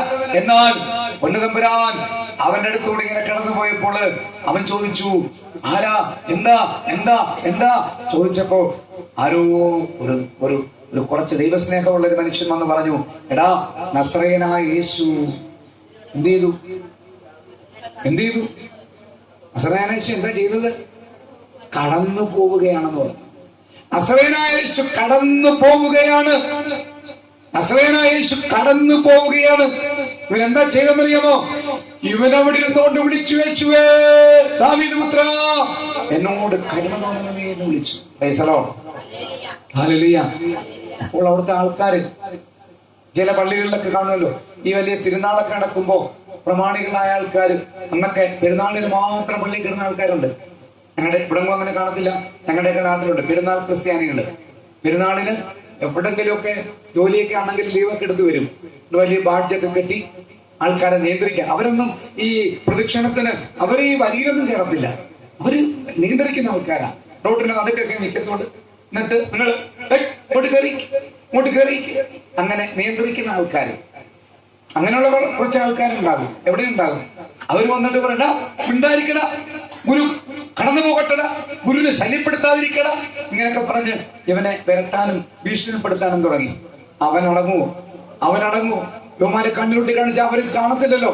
അതുകൊണ്ട് ആ പാവപ്പെട്ട മനുഷ്യൻ അവൻ ഉറക്കെ കൊണ്ട് വിളിച്ചു. പ്രിയപ്പെട്ടവരെ, കർത്താവിനെ വിളിച്ചു. അവന് ലോകത്തിന്റെ മുമ്പിൽ അവൻ അന്ധനാ, പക്ഷേ അവൻ കർത്താവിന്റെ മുമ്പിൽ ആരാണെന്നറിയാം? അവൻ ആത്മീയ നേത്രങ്ങൾ തുറക്കപ്പെട്ടവനാ. Praise the Lord, hallelujah. അവന്റെ ആത്മീയ നേത്രങ്ങൾ തുറക്കപ്പെട്ടതായിരുന്നു. അതുകൊണ്ട് അവൻ എന്ത് ചെയ്യുന്നറിയാമോ? അവൻ വിളിച്ചു, വീണ്ടും വിളിച്ചു, യേശുവേ ദാവീദിന്റെ പുത്രൻ എന്നാണ് വിളിച്ചത്. ദാവീദിന്റെ പുത്രൻ, വരാനിരിക്കുന്ന രക്ഷകനാ ദാവീദിന്റെ പുത്രൻ. അവനെ വിളിച്ചപ്പോൾ എന്താ ചെയ്തെന്നറിയാമോ? അവിടെ പറയുന്നുണ്ട്, യേശു അവിടെ നിന്നു. Price the Lord, hallelujah. ഇവിടെ ഒരു സംഭവം ഉണ്ടായി. എന്താ സംഭവം എന്ന് ചോദിച്ചാൽ, കടന്നു പോകുന്ന യേശുവിനെ പിടിച്ചു നിർത്തി. ആര്? ഈ അന്ധനായ യാചകൻ. കണ്ണിന് കാഴ്ച ഉള്ളവരും കാലിന് ബലമുള്ളവരും കൈ ഉയർത്താൻ പറ്റുന്നവരും സംസാരശേഷി ഉള്ളവരും ഒക്കെ ഉണ്ടായിരുന്നല്ലോ അവിടെ. അവർക്കൊന്നും പറ്റിയില്ലല്ലോ ഈ കടന്നു പോകുന്ന യേശുവിനെ പിടിച്ചു നിർത്താൻ. എന്റെ പ്രിയപ്പെട്ടവരെ, ആത്മീയ നേത്രങ്ങൾ തുറക്കപ്പെട്ടവനായിരുന്നു അവൻ. അവന്റെ നിലവിളിക്ക് മുമ്പിൽ യേശു അവിടെ നിന്നു. അവൻ വിളിച്ചു. യേശു നിൽക്കുന്നത് വരെ അവൻ വിളിച്ചു. കർത്താവ് അവിടെ നിന്നിട്ട് ചോദിക്കുക, അവനെ എന്റെ അടുക്കിലേക്ക് കൊണ്ടുപോവാ. അവർ എടുത്തു കൊണ്ടുവന്നവനെ യേശുവിനോട് കൊണ്ടുവന്നാക്കി. യേശുവിനോട് ചോദിക്കുന്ന ഒരു ചോദ്യമുണ്ട്, ഞാൻ നിനക്ക് വേണ്ടി എന്താണ് ചെയ്തു തരേണ്ടത്? ആയിരക്കണക്കിന് ആൾക്കാരുണ്ടായിരുന്നല്ലോ ആ ഘോഷയാത്രയില്, അല്ലെങ്കിൽ ആ ജനക്കൂട്ടത്തില്. ഒരാളോട് പോലും കർത്താവ് ചോദിച്ചോ, നിനക്ക് എന്താ ചെയ്തു തരേണ്ടതെന്ന്? എന്തുകൊണ്ട് അവനോട് ചോദിച്ചത്? ഇവനാണ് ക്രിസ്തുവിന്റെ മനസ്സറിഞ്ഞവൻ. Hallelujah, hallelujah. അവരൊക്കെ പറഞ്ഞേ ഹല്ലേലൂയ, ഹല്ലേലൂയ. കേൾക്കുന്ന പ്രിയപ്പെട്ടവരെ, ഇന്ന് രാത്രിയില് നമ്മൾ തിരിച്ചറിവിലേക്ക് വരണം. എന്താ തിരിച്ചറിവെന്ന് ചോദിച്ചാൽ, ക്രിസ്തുവിന്റെ മനസ്സറിയുന്നവരായിട്ട് മാറണം. ക്രിസ്തുവിന്റെ മനസ്സറിയണം. ഞാൻ ആമുഖത്തിൽ പറഞ്ഞല്ലോ, അത്ഭുതങ്ങളുടെ യേശു ക്രിസ്തുവിലേക്കല്ല നമ്മൾ നോക്കേണ്ടത്. അതിനേക്കാൾ ഉപരി കർത്താവ് നമുക്ക് വേണ്ടി ഒരുക്കി വെച്ചിരിക്കുന്ന വലിയൊരു സമ്മാനമുണ്ട്. എന്താണെന്നറിയാമോ? അത് ആ സമ്മാനമാണ് വിശുദ്ധ യോഹന്നാന്റെ സുവിശേഷത്തിന്റെ 3-ാം അധ്യായത്തിന്റെ 16-ാമത്തെ വാക്യത്തിൽ പറഞ്ഞു വെച്ചിരിക്കുന്ന വചനമാണ്. നമുക്ക് സുപരിചിതമായ വചനം അത്. യോഹന്നാൻ 3:16. എന്നാൽ അവനിൽ വിശ്വസിക്കുന്ന ഏവനും നശിച്ചു പോകാതെ നിത്യജീവൻ പ്രാപിക്കുന്നതിന് വേണ്ടി തന്റെ ഏകജാതൻ നൽകാൻ തക്ക വിധം ദൈവം ലോകത്തെ അത്രമാത്രം സ്നേഹിച്ചു. സ്വർഗത്തിലെ അപ്പൻ തന്റെ ഏകജാതനെ ഈ ഭൂമിയിലേക്ക് അയച്ചുകൊണ്ട് നമ്മളെ സ്നേഹിച്ചു. എന്തിനാ സ്നേഹിച്ചെന്നറിയാമോ? അപ്പം വർദ്ധിപ്പിച്ചുവാനല്ല, വെള്ളം വീഞ്ഞാക്കാനല്ല, കടലിന്റെ മുകളിൽ കടക്കാനല്ല, മരിച്ചവരെ ഉയർപ്പിക്കാനല്ല, അന്നർക്ക് സൗഖ്യം കൊടുക്കാനല്ല, മുണമ്പ് നടത്താനല്ല, മണവാതിരോഗ്യെ ബലപ്പെടുത്താനല്ല. പിതാവായ ദൈവം തന്റെ പുത്രനെ ലോകത്തിലേക്ക് അയച്ചത് ഒറ്റ കാര്യത്തിന് വേണ്ടിയിട്ടാ, നിത്യജീവൻ പ്രാപിക്കാൻ. നിത്യജീവൻ പ്രാപിക്കാൻ. ഇന്ന് ഇവിടെ കടന്നു വന്നിരിക്കുന്ന എന്റെ പ്രിയപ്പെട്ട മാതാപിതാക്കളെ, സഹോദരങ്ങളെ ചോദിക്കുക, മനസ്സിനോട് സ്വന്തമായിട്ട് ചോദിക്കുക, നമ്മുടെ ഇന്നത്തെ നിയോഗം എനിക്ക് നിത്യജീവൻ പ്രാപിക്കണം. ഇതാണ്. നൊവേന സെന്ററുകളിലേക്ക് പോകുമ്പോ, ധ്യാന കേന്ദ്രങ്ങളിലേക്ക് പോകുമ്പോ, പ്രാർത്ഥനാ കൂട്ടായ്മകളിലേക്ക് പോകുമ്പോ, സുവിശേഷ മഹായോഗങ്ങളിൽ സംബന്ധിക്കാൻ പോകുമ്പോ, വിശുദ്ധരുടെ കല്ലറകൾ സന്ദർശിക്കാൻ പോകുമ്പോ, നമുക്കൊക്കെ കുറെ നിയോഗങ്ങളുണ്ടല്ലോ. ആ നിയോഗങ്ങളില് നമ്മൾ ആരെങ്കിലും കുറിച്ചു വെക്കാറുണ്ടോ? എനിക്ക് നിത്യജീവൻ പ്രാപിക്കണം കർത്താവേ, നമ്മളാരെങ്കിലും കുറിച്ചു വെക്കാനുണ്ടോ? ഇല്ല. നമ്മൾ ഈ നക്കാപ്പിച്ച നഷ്ടപ്പെട്ടു പോകുന്ന നീർക്കുമിളകളെ പോലെയുള്ള ഈ നക്കാപ്പിച്ച ഭൗതിക നേട്ടങ്ങൾക്ക് വേണ്ടിയിട്ടാ നമ്മൾ പ്രാർത്ഥിക്കുന്നത്. എന്തുകൊണ്ടാണെന്ന് അറിയാമോ? നമുക്ക് നിത്യജീവനെ കുറിച്ചുള്ള ബോധ്യം നമുക്കില്ലാത്തത് കൊണ്ടാ. Price the Lord. എബ്രായ ലേഖനം 9-ാം അധ്യായം 27-ാമത്തെ വാക്യത്തില്, എബ്രായ ലേഖനം 9:27 ലേഖനകർത്താവ് പറഞ്ഞു വെച്ചിരിക്കുക, മനുഷ്യൻ ഒരിക്കൽ മരിക്കണം, അതിനുശേഷം വിധി എന്ന് നിശ്ചയിക്കപ്പെട്ടിരിക്കുന്നു. അതേ പ്രിയപ്പെട്ടവരെ, മനുഷ്യൻ ഒരിക്കൽ മരിക്കും, അതിനുശേഷം വിധിയുണ്ടെന്ന്. വിധിയുണ്ട്. ഏത് മനുഷ്യനാണെങ്കിലും, അത് മാർപ്പാപ്പയാണെങ്കിലും, കാതോലിക്ക ബാവയാണെങ്കിലും, പാത്രികീസ് ബാവയാണെങ്കിലും, മെത്രാപ്പൊലീത്തയാണെങ്കിലും, മെത്രാനാണെങ്കിലും, വൈദികനാണെങ്കിലും, കന്യാസ്ത്രീയാണെങ്കിലും, അൽമായനാണെങ്കിലും, കോളേജ് പ്രൊഫസറാണെങ്കിലും, ISROയിലെ വലിയ ശാസ്ത്രജ്ഞനാണെങ്കിലും, ഇന്ത്യയുടെ പ്രധാനമന്ത്രിയാണെങ്കിലും, അമേരിക്കന്റെ പ്രസിഡന്റ് ആണെങ്കിലും, മനസ്സിലാക്കിക്കോ, നീ മനുഷ്യനാണോ? നീ മരിച്ചാൽ നിനക്കൊരു വിധിയുണ്ട്. ആ വിധിയുടെ മുമ്പിൽ നിന്ന് മാറിപ്പോകാൻ നിനക്ക് പറ്റില്ല, എനിക്ക് പറ്റില്ല. Price the Lord. ഹല്ലേലൂയ. ആ വിധി എന്താ പ്രിയപ്പെട്ടവരെ? എന്താ വിധി എന്ന് പറഞ്ഞാൽ? വിധി എന്ന് പറഞ്ഞ കത്തോലിക്ക സഭയുടെ മതബോധന ഗ്രന്ഥ പുസ്തകത്തില് 1035-ാമത്തെ ഖണ്ഡിക സഭ എന്താ പഠിപ്പിക്കുന്നതെന്ന് അറിയാമോ? മനുഷ്യൻ മരിച്ചാൽ ഉടനെ ആ സമയത്ത് മാരകഭാവത്തിലാണ് മരിക്കുന്നതെങ്കിൽ, ഈ മാരകഭാവം എന്താണെന്നോട് പറഞ്ഞുതരാം. ഒരു പ്രവൃത്തി, ഞാൻ ചെയ്യുന്ന പ്രവൃത്തി ഗുരുതരമായ തെറ്റാണെന്ന് എനിക്ക് ബോധ്യവും ഓർമ്മയും ഉണ്ടായിരിക്കെ ഞാനത് ചെയ്യുമ്പോൾ അത് മാരകഭാവമാണ്. Praise the Lord. ഹല്ലേലൂയ. അത് മാരകഭാവമാണ്. ഒരു പ്രവൃത്തി അത് ഗുരുതരമായ തെറ്റാണെന്ന് എനിക്ക് അറിവുണ്ട്, എനിക്ക് ബോധ്യമുണ്ട്, എന്നിട്ടും ഞാനത് ചെയ്ത് മാരകഭാവം ചെയ്തിട്ട് അനുദപിക്കാനോ കുമ്പസാരിക്കാനോ പാവം ഏറ്റുപറയാനോ അവസരം കിട്ടാതെയാണ് മരിക്കുന്നതെങ്കിൽ ഞാൻ മാരകഭാവത്തിലാണ് മരിക്കുന്നത്.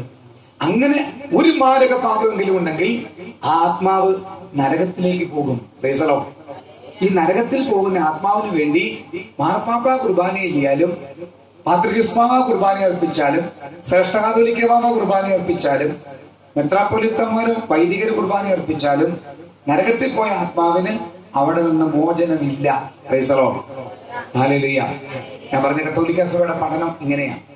അപ്പൊ നമ്മൾ ഈ കുർബാന അർപ്പിക്കുന്ന ആൾക്ക് വേണ്ടിയിട്ടാ മരിക്കുന്ന സമയത്ത് പൂർണ്ണമായ വിശുദ്ധിയില്ല, സ്വർഗത്ത് പോകാനുള്ള പൂർണ്ണ വിശുദ്ധിയില്ല. അങ്ങനെ വിശുദ്ധിയില്ലാത്ത ആത്മാക്കളെ ശുദ്ധീകരണത്തിന് വേണ്ടി പാർപ്പിക്കുന്ന ഒരവസ്ഥയുണ്ടെന്ന് സഭ പഠിപ്പിക്കുന്നുണ്ട്. അങ്ങനെയുള്ള ആത്മാക്കൾക്ക് വേണ്ടിയിട്ടാണ് നമ്മുടെ കുർബാനകള്, നമ്മുടെ ധൂപപ്രാർത്ഥനകള്, നമ്മുടെ ഒപ്പീസുകള്, നമ്മുടെ പ്രാർത്ഥനകളൊക്കെ നമ്മൾ അർപ്പിക്കുന്നത്. Praise the Lord. അപ്പോ മരിച്ച വ്യക്തി സ്വർഗത്തിലാണോ നരകത്തിലാണോ ശുദ്ധീകരാവസ്ഥയിലാണോ എന്ന് നമുക്കറിയത്തില്ല. അതുകൊണ്ട് മരിച്ചുപോയ സകല ആത്മാക്കൾക്ക് വേണ്ടിയിട്ടും പ്രാർത്ഥിക്കാൻ സഭ നമ്മളോട് ആവശ്യപ്പെടുന്നു. Price the Lord. ഹല്ലേലൂയ. എന്നാൽ ഞാൻ അർപ്പിക്കുന്ന പ്രാർത്ഥന കുർബാന എന്റെ കുടുംബത്തിൽപ്പെട്ട ഒരു വല്യപ്പച്ചന് വേണ്ടി കുർബാന അർപ്പിച്ചു. പക്ഷെ ആ വല്യപ്പച്ചൻ നരകത്തിലാണെന്നിരിക്കട്ടെ, നരകത്തിലാണെങ്കിൽ ഞാൻ 100 കുർബാന അർപ്പിച്ചാലും ആ വല്യപ്പച്ചന്റെ ആത്മാവിനോട് മോചനമില്ല. അപ്പൊ ഞാൻ അർപ്പിച്ച ഈ 3 കുർബാന വൃഥാവിലായി പോയോ എന്ന് ചോദിച്ചാൽ ഇല്ല. സഭ കർത്താവ് വിശുദ്ധരിലൂടെ വെളിപ്പെടുത്തുന്നത് എന്താണെന്നറിയാമോ? ഒരുപാട് വിശുദ്ധർ കിട്ടിയ വെളിപ്പെടുത്തൽ ഇങ്ങനെയാണ്: അങ്ങനെ ഞാൻ അർപ്പിക്കുന്ന കുർബാനകള് ദൈവം അർഹതയുള്ള ആത്മാക്കൾക്ക് വേണ്ടി സ്വീകരിച്ച് അവരെ സ്വർഗത്തിലേക്ക് കൊണ്ടുപോകും. Price the Lord. ഹല്ലേലൂയ. അതുകൊണ്ട് പ്രിയപ്പെട്ടവരെ ഓർക്കണം, ഞാൻ മരിക്കുന്ന സമയത്ത് അപ്പോൾ തന്നെ നടക്കുന്ന വിധി കത്തോലിക്ക സഭ തന്നെ പറയുന്നത് തനതു വിധി എന്ന ടെമ്പററി ജഡ്ജ്മെന്റ് എന്ന് പറയും. ഈ ടെമ്പററി ജഡ്ജ്മെന്റിന്റെ സമയത്ത് മാരക പാപത്തോടെ മരിച്ചാൽ ഈ ആത്മാവ് നരകത്തിലേക്ക് പോകുന്നത്. കർത്താവിന്റെ 2ാമത്തെ വരവുണ്ട്. കർത്താവിന്റെ 2ാമത്തെ വരവിലാണ് അന്ത്യവിധി അല്ലെങ്കിൽ പൊതുവിധി നടക്കുന്നത്. സുവിശേഷം 25-ാം അധ്യായത്തില് വളരെ വ്യക്തമായത് പറയുന്നുണ്ട്. 2 ഭാഗത്തായി ഇതാ മനുഷ്യരെ അങ്ങോട്ട് വേർതിരിക്കും, ചെമ്മരിയാടുകളും ഓലാടുകളും. എന്നിട്ട് ഓലാടുകളോട് പറയും, ശപിക്കപ്പെട്ടവരെ എല്ലാം അകന്നു പോവുക. ഈ നരകവാസികളാണ്, നരകവാസികൾ. ഇനി അടുത്ത ഭാഗത്തുള്ളവർ ചെമ്മരിയാടുകള്, അവരോട് പറയും, അനുഗ്രഹിക്കപ്പെട്ടവരെ ലോകസ്ഥാപനത്തിന് മുമ്പേ ഒരുക്കപ്പെട്ട ഭവനത്തിലേക്ക് പ്രവേശിക്കുക. അവിടെ പോകുന്ന ആരാണെന്നറിയാമോ? വിശുദ്ധിയുള്ളവര്, ഒരുക്കമുള്ളവര്. അവര് പിന്നെ എവിടെയാണെന്നറിയാമോ? കർത്താവിന്റെ കൂടെ സ്വർഗത്തിൽ പിതാവ് പുത്ര പരിശുദ്ധാത്മാവ് വസിക്കുന്ന സ്വർഗാദി സ്വർഗത്തില്. അവിടെ സകല വിശുദ്ധരുടെയും പരിശുദ്ധ മാലാഖമാരുടെയും പരിശുദ്ധ അമ്മ മാതാവിന്റെ ഒക്കെ കൂടെ നിരന്തരമായി അനവരതം എത്ര നാളാണെന്നറിയാമോ? നിത്യകാലം കർത്താവിന്റെ കൂടെ. Price the Lord. ഹല്ലേലൂയ. അതാണ് ഒരുപാട് പുസ്തകത്തിൽ പറയുന്നത്, ഇനിമേൽ ദുഃഖമില്ല, ഇനിമേൽ മരണമില്ല, ഇനിമേൽ രോഗമില്ല, ഇനി മുറവിളിയില്ല, എല്ലാം നവീകരിച്ചു. Praise the Lord. ഹല്ലേലൂയ. ഭർത്താവിനായി അണിഞ്ഞൊരുങ്ങിയ മണവാട്ടിയെ പോലെ ഇതാ കർത്താവിന്റെ കൂടാരം മനുഷ്യരുടെ അടുക്കിലേക്ക് ഇറങ്ങി വരുന്നു. ഇനി മുതൽ അവൻ അവരുടെ കൂടെയായിരിക്കും. Emmanuel, God with us. Emmanuel. ഇതാണ് എന്റെ പ്രിയപ്പെട്ടവരെ നിത്യജീവന്റെ അനുഭവം എന്ന് പറഞ്ഞാൽ. എന്നാൽ അനുഗ്രഹിക്കപ്പെടാതെ പോയ ശപിക്കപ്പെട്ട മനുഷ്യര് എത്ര നാളാണെന്നറിയാമോ? നിത്യകാലം എന്ന് പറഞ്ഞാൽ ഇനി ഒരു കാലമില്ല. കൃത്യമായിട്ട് അവര് ആ നരകവേദനയില് ഒരുപാട് വിശുദ്ധർക്ക്, വിശുദ്ധ ഫൗസ്റ്റീന, നമ്മൾ ചെയ്യുന്ന കരുണയുടെ ജപമാലയൊക്കെ ഈശോ വെളിപ്പെടുത്തിയ ഫൗസ്റ്റീന സിസ്റ്ററിന് ഈശോ നരകം കാണിച്ചു കൊടുത്തു. നരകം കണ്ടു. ആ പുസ്തകത്തെ കുറിച്ച് വെച്ചിട്ടുണ്ട്. ഭയങ്കര ഇരുട്ടാണ്, ദുർഗന്ധമാണ്, അഗ്നി കത്തിക്കൊണ്ടിരിക്കും, വിശാലുണ്ട്, ഇവിടെ പീഡിപ്പിക്കുന്നുണ്ട്. അതാണ് നരകത്തിന്റെ അവസ്ഥ. ഒരുപാട് വ്യക്തികൾക്ക് കർത്താവ് കാണിച്ചു കൊടുത്തു. ഫാത്തിമയില് മാതാവ് പ്രത്യക്ഷപ്പെട്ട 3 കുട്ടികൾക്ക് കർത്താവ് കാണിച്ചു കൊടുത്തു ഈ നരകത്തിന്റെ അവസ്ഥ. പ്രിയപ്പെട്ടവരെ, ആ നരകത്തിന്റെ വേദന അത് നിത്യകാലമുള്ള വേദനയാ. ഇന്ന് രാത്രി ഒന്ന് ചിന്തിക്കണം, ഞാൻ ഏതവസ്ഥയിലേക്ക് പോകാനാ ആഗ്രഹിക്കുന്നത്. ഒന്നുകൂടെ ചിന്തിക്കണം. ഇന്ന് രാത്രി കർത്താവിന്റെ ആത്മാവിനെ എടുത്താൽ എന്റെ അവസ്ഥ എന്താകും? ഇന്ന് രാത്രി കർത്താവിന്റെ ആത്മാവിനെ എടുത്താൽ എന്റെ അവസ്ഥ എന്താകും? അതുകൊണ്ട് ഓരോ ദിവസവും ഞാൻ പറയും, ഓരോ നിമിഷവും നമ്മൾ ഇങ്ങനെ പറയണം, കർത്താവേ ഒരുക്കമുള്ള മരണം നൽകണമേ. അതുകൊണ്ടാണ് നമ്മൾ പ്രാർത്ഥിക്കുന്നത്, കൃപ നിറഞ്ഞ മറിയമേ നിനക്ക് സമാധാനം, നമ്മുടെ കർത്താവ് നിന്നോടുകൂടെ, നീ സ്ത്രീകളിൽ അനുഗ്രഹിക്കപ്പെട്ടവളാകുന്നു, നിന്റെ ഉദരഫലമായി നമ്മുടെ കർത്താവ് യേശുമിശിഹ വാഴ്ത്തപ്പെട്ടവനാകുന്നു. ശുദ്ധമുള്ള കന്യകമറിയമേ, തമ്പുരാന്റിയമ്മേ, ഭാവികളായ ഞങ്ങൾക്ക് വേണ്ടി എപ്പോഴും ഞങ്ങളുടെ മരണസമയത്തും ആ തമ്പുരാനോട് അപേക്ഷിക്കണമേ. ഇത്രയും മനോഹരമായൊരു പ്രാർത്ഥന നിരന്തരം പ്രാർത്ഥിക്കണം. മരണസമയത്ത് സ്വർഗത്തിന്റെ കരുണ ലഭിക്കാൻ വേണ്ടി സ്വർഗമേ നീ എന്നെ കരുണയോട് ചേർത്ത് പിടിക്കണമേ എന്ന് പറയണം. Price the Lord. ഹല്ലേലൂയ. അങ്ങനെ പ്രാർത്ഥിക്കുമ്പോൾ പ്രിയപ്പെട്ടവരെ മനസ്സിലാക്കിക്കോ, നമ്മളൊക്കെ നിത്യജീവന്റെ അനുഭവത്തിലേക്കാണ് വരുന്നത്. Hallelujah, hallelujah, hallelujah. പ്രിയപ്പെട്ടവരെ, ഞാൻ ഈ സംഭവം നിങ്ങളുടെ മുമ്പിൽ പങ്കുവെക്കുമ്പോൾ വളരെ അഭിമാനത്തോടെ ഇത്രയും ദൂരം യാത്ര ചെയ്ത് ഞാൻ ഇവിടെ കടന്നു വന്ന് നിങ്ങളുടെ മുമ്പിൽ ഞാനത് പങ്കുവെക്കുമ്പോൾ എനിക്ക് ഒറ്റ ലക്ഷ്യമേ ഉള്ളൂ. പ്രിയപ്പെട്ടവരെ, 31 വർഷങ്ങൾക്ക് മുമ്പ് ഞാൻ കണ്ടുമുട്ടിയ എന്റെ യേശു ക്രിസ്തുവിനെ, ആ യേശുവിന്റെ സ്നേഹത്തെ, അനുഭവിക്കുന്ന സ്നേഹത്തെ നിങ്ങളോട് ഒന്ന് പങ്കുവെക്കുക, ഇത് മാത്രമായിരുന്നു എന്റെ ലക്ഷ്യം. Price the Lord. ഹല്ലേലൂയ. 31 വർഷങ്ങൾക്ക് മുമ്പ് ഞാൻ എന്റെ യേശുവിനെ കണ്ടുമുട്ടി. യാഥാസ്ഥിതിക ക്രിസ്ത്യൻ കുടുംബത്തിൽ ജനിച്ചു വളർന്ന വ്യക്തിയാണ് ഞാനൊരു യാക്കോബ ഓർത്തഡോക്സ് സഭയിൽ ജനിച്ചു വളർന്ന വ്യക്തിയാണ്. സത്യത്തിൽ ഞാൻ ഓർത്തഡോക്സുകാരനാണ്. പക്ഷേ എന്റെ സർട്ടിഫിക്കറ്റിൽ കുറിച്ചു വെച്ചിരിക്കുന്നത് യാക്കോബൈറ്റ് എന്നാണ്. അതെങ്ങനെയാണെന്ന് ചോദിച്ചാൽ, അന്ന് ഈ സഭകൾ തങ്ങളിൽ ഐക്യത്തിലായിരുന്നു, സഭ ഐക്യമായിരുന്നുകൊണ്ട് ഞങ്ങളൊക്കെ യാക്കോബക്കാരെന്ന് അന്ന് പറയുന്നത്. അങ്ങനെ സർട്ടിഫിക്കറ്റിൽ യാക്കോബൈറ്റ് എന്ന് കുറിച്ചു വെച്ചു. അങ്ങനെ ഞാൻ വളർന്നു വരുന്ന കാലഘട്ടത്തില് എന്റെ അപ്പച്ചൻ എന്നെ ഒരു വൈദികനാക്കാൻ വേണ്ടി, അച്ഛനാക്കാൻ വേണ്ടി ആഗ്രഹിച്ച് വളർത്തിക്കൊണ്ട് വന്നതാ. കുഞ്ഞുനാള് മുതല് പള്ളിയിലൊക്കെ കൊണ്ടുപോകുമ്പോ അച്ഛന്മാരോട് പറയും, അച്ഛാ ഞാൻ ഇവനെ അച്ഛനാക്കും. എത്രമാര് വരുമ്പം പറയും, തിരുവനസേ ഇവനെ വൈദികനാക്കാൻ വേണ്ടിയാ ഞങ്ങളെ വളർത്തിക്കൊണ്ട് വരുന്നത്. അവരൊക്കെ എന്നെ ഒത്തിരി ഇങ്ങനെ അഭിനന്ദിക്കുമായിരുന്നു. അങ്ങനെ വളർന്നു വന്നു. മാതാപിതാക്കളുടെ ചിട്ടക്കൊട്ട് ഒത്തു വളർന്നു വന്ന ആദ്യ കാലഘട്ടമൊക്കെ വിട്ട് യൗവനത്തിന്റെ രക്തത്തിളപ്പില് ഞാൻ കോളേജിലൊക്കെ പഠിക്കുന്ന സമയത്ത്, ഞാൻ 10ാം ക്ലാസ് ഹൈസ്കൂൾ കാലഘട്ടം മുതല് പതുക്കെ ട്രാക്ക് തെറ്റാൻ തുടങ്ങി. ട്രാക്ക് തെറ്റി സിനിമ കാണാൻ പോവുക, വൃത്തിയുടെ പുസ്തകങ്ങള്, മംഗളം, മനോരമ അതൊക്കെ വായിക്കുക. അന്ന് TV ഒന്നും ഇല്ലാത്ത കാലഘട്ടം. അങ്ങനെയൊക്കെ വായിച്ച് അങ്ങനെ കടന്നു പോകുന്ന കാലഘട്ടം. കൂട്ടുകാരുമായി ഉത്സവ പറമ്പുകളിൽ കലാപരിപാടികൾ കാണാൻ പോകും. അതിനെ കാണുമ്പോ ഉറക്കം വരാതിരിക്കാൻ കൂട്ടുകാര് കത്തിക്കൊണ്ടിരിക്കുന്ന സിഗരറ്റിന്റെ അറ്റം ചുണ്ടിലേക്ക് വെച്ച് തരും. അങ്ങനെ പുകവലിക്കാൻ തുടങ്ങി, പുകവലിക്ക് അടിമയായി. അതിനുശേഷം ഞാൻ കോളേജില് ഡിഗ്രിക്ക് പഠിക്കാൻ പോയി. കൊല്ലത്ത് ഫാത്തിമ മാതാ നാഷണൽ കോളേജ്, കൊല്ലം രൂപതയുടെ കോളേജാണ്. അവിടെ ഞാൻ പഠിക്കുന്ന സമയത്ത് ഞാൻ ABVP എന്ന പ്രസ്ഥാനത്തിന്റെ നേതാവായിരുന്നു. ABVPയുടെ സ്ഥാനാർത്ഥിയായിട്ട് കോളേജിൽ സ്ഥാനാർത്ഥിയായിട്ട് മത്സരിച്ചു. ആ കാലഘട്ടത്തിലേക്ക് ഞാൻ കോളേജിലേക്ക് പോകുന്നത് ബുള്ളറ്റ് ചെയിൻ അരികിൽ കെട്ടിക്കൊണ്ട് കടാരയും പേനാക്കത്തിയും ഫയലിനിടയ്ക്ക് ഒളിപ്പിച്ചു വെച്ചുകൊണ്ട് അങ്ങനെയൊക്കെ ജീവിച്ചൊരു കാലഘട്ടം. ആ കാലഘട്ടത്തിൽ ഞാനൊരു തെറ്റായ സ്നേഹബന്ധത്തിൽപ്പെട്ടു.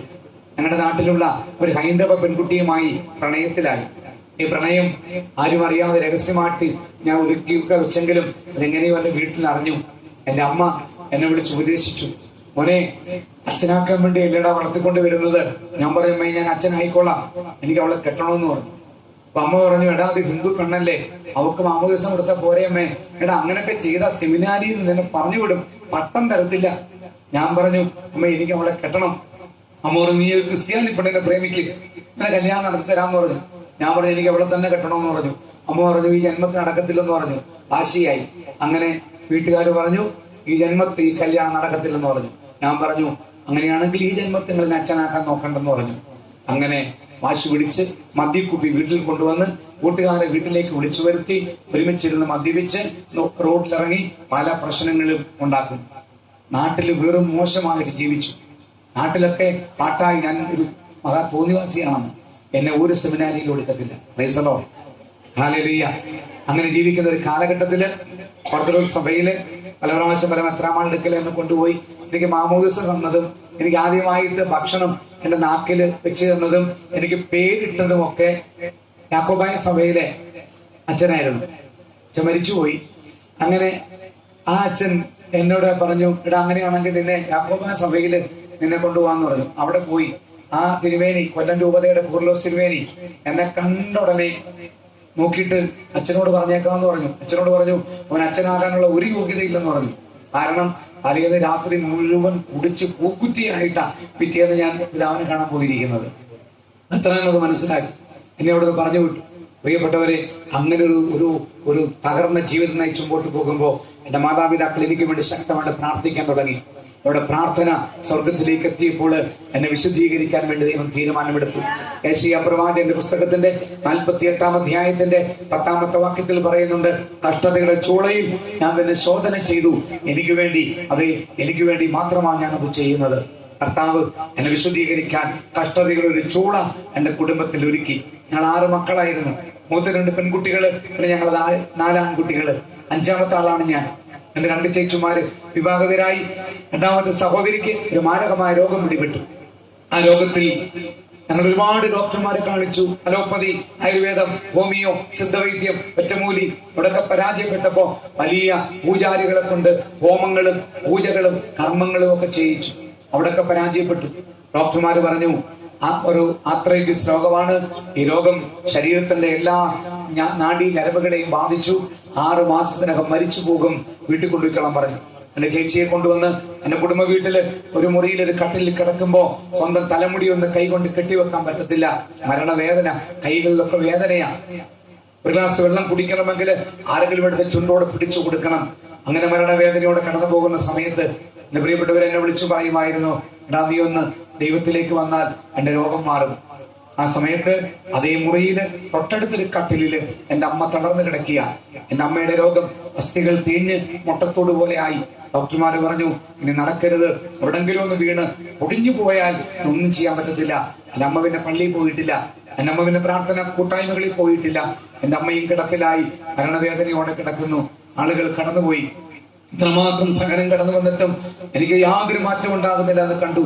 എന്റെ മാതാപിതാക്കളെ ശക്തമായി എനിക്ക് വേണ്ടി പ്രാർത്ഥിക്കാൻ തുടങ്ങി. ദിവസങ്ങൾ കടന്നുപോയപ്പോൾ ദൈവം വീണ്ടും ഇടപെട്ടു. ഞാൻ സ്നേഹിച്ച പെൺകുട്ടി സ്നേഹബന്ധത്തിൽ നിന്ന് പിന്മാറിപ്പോയി.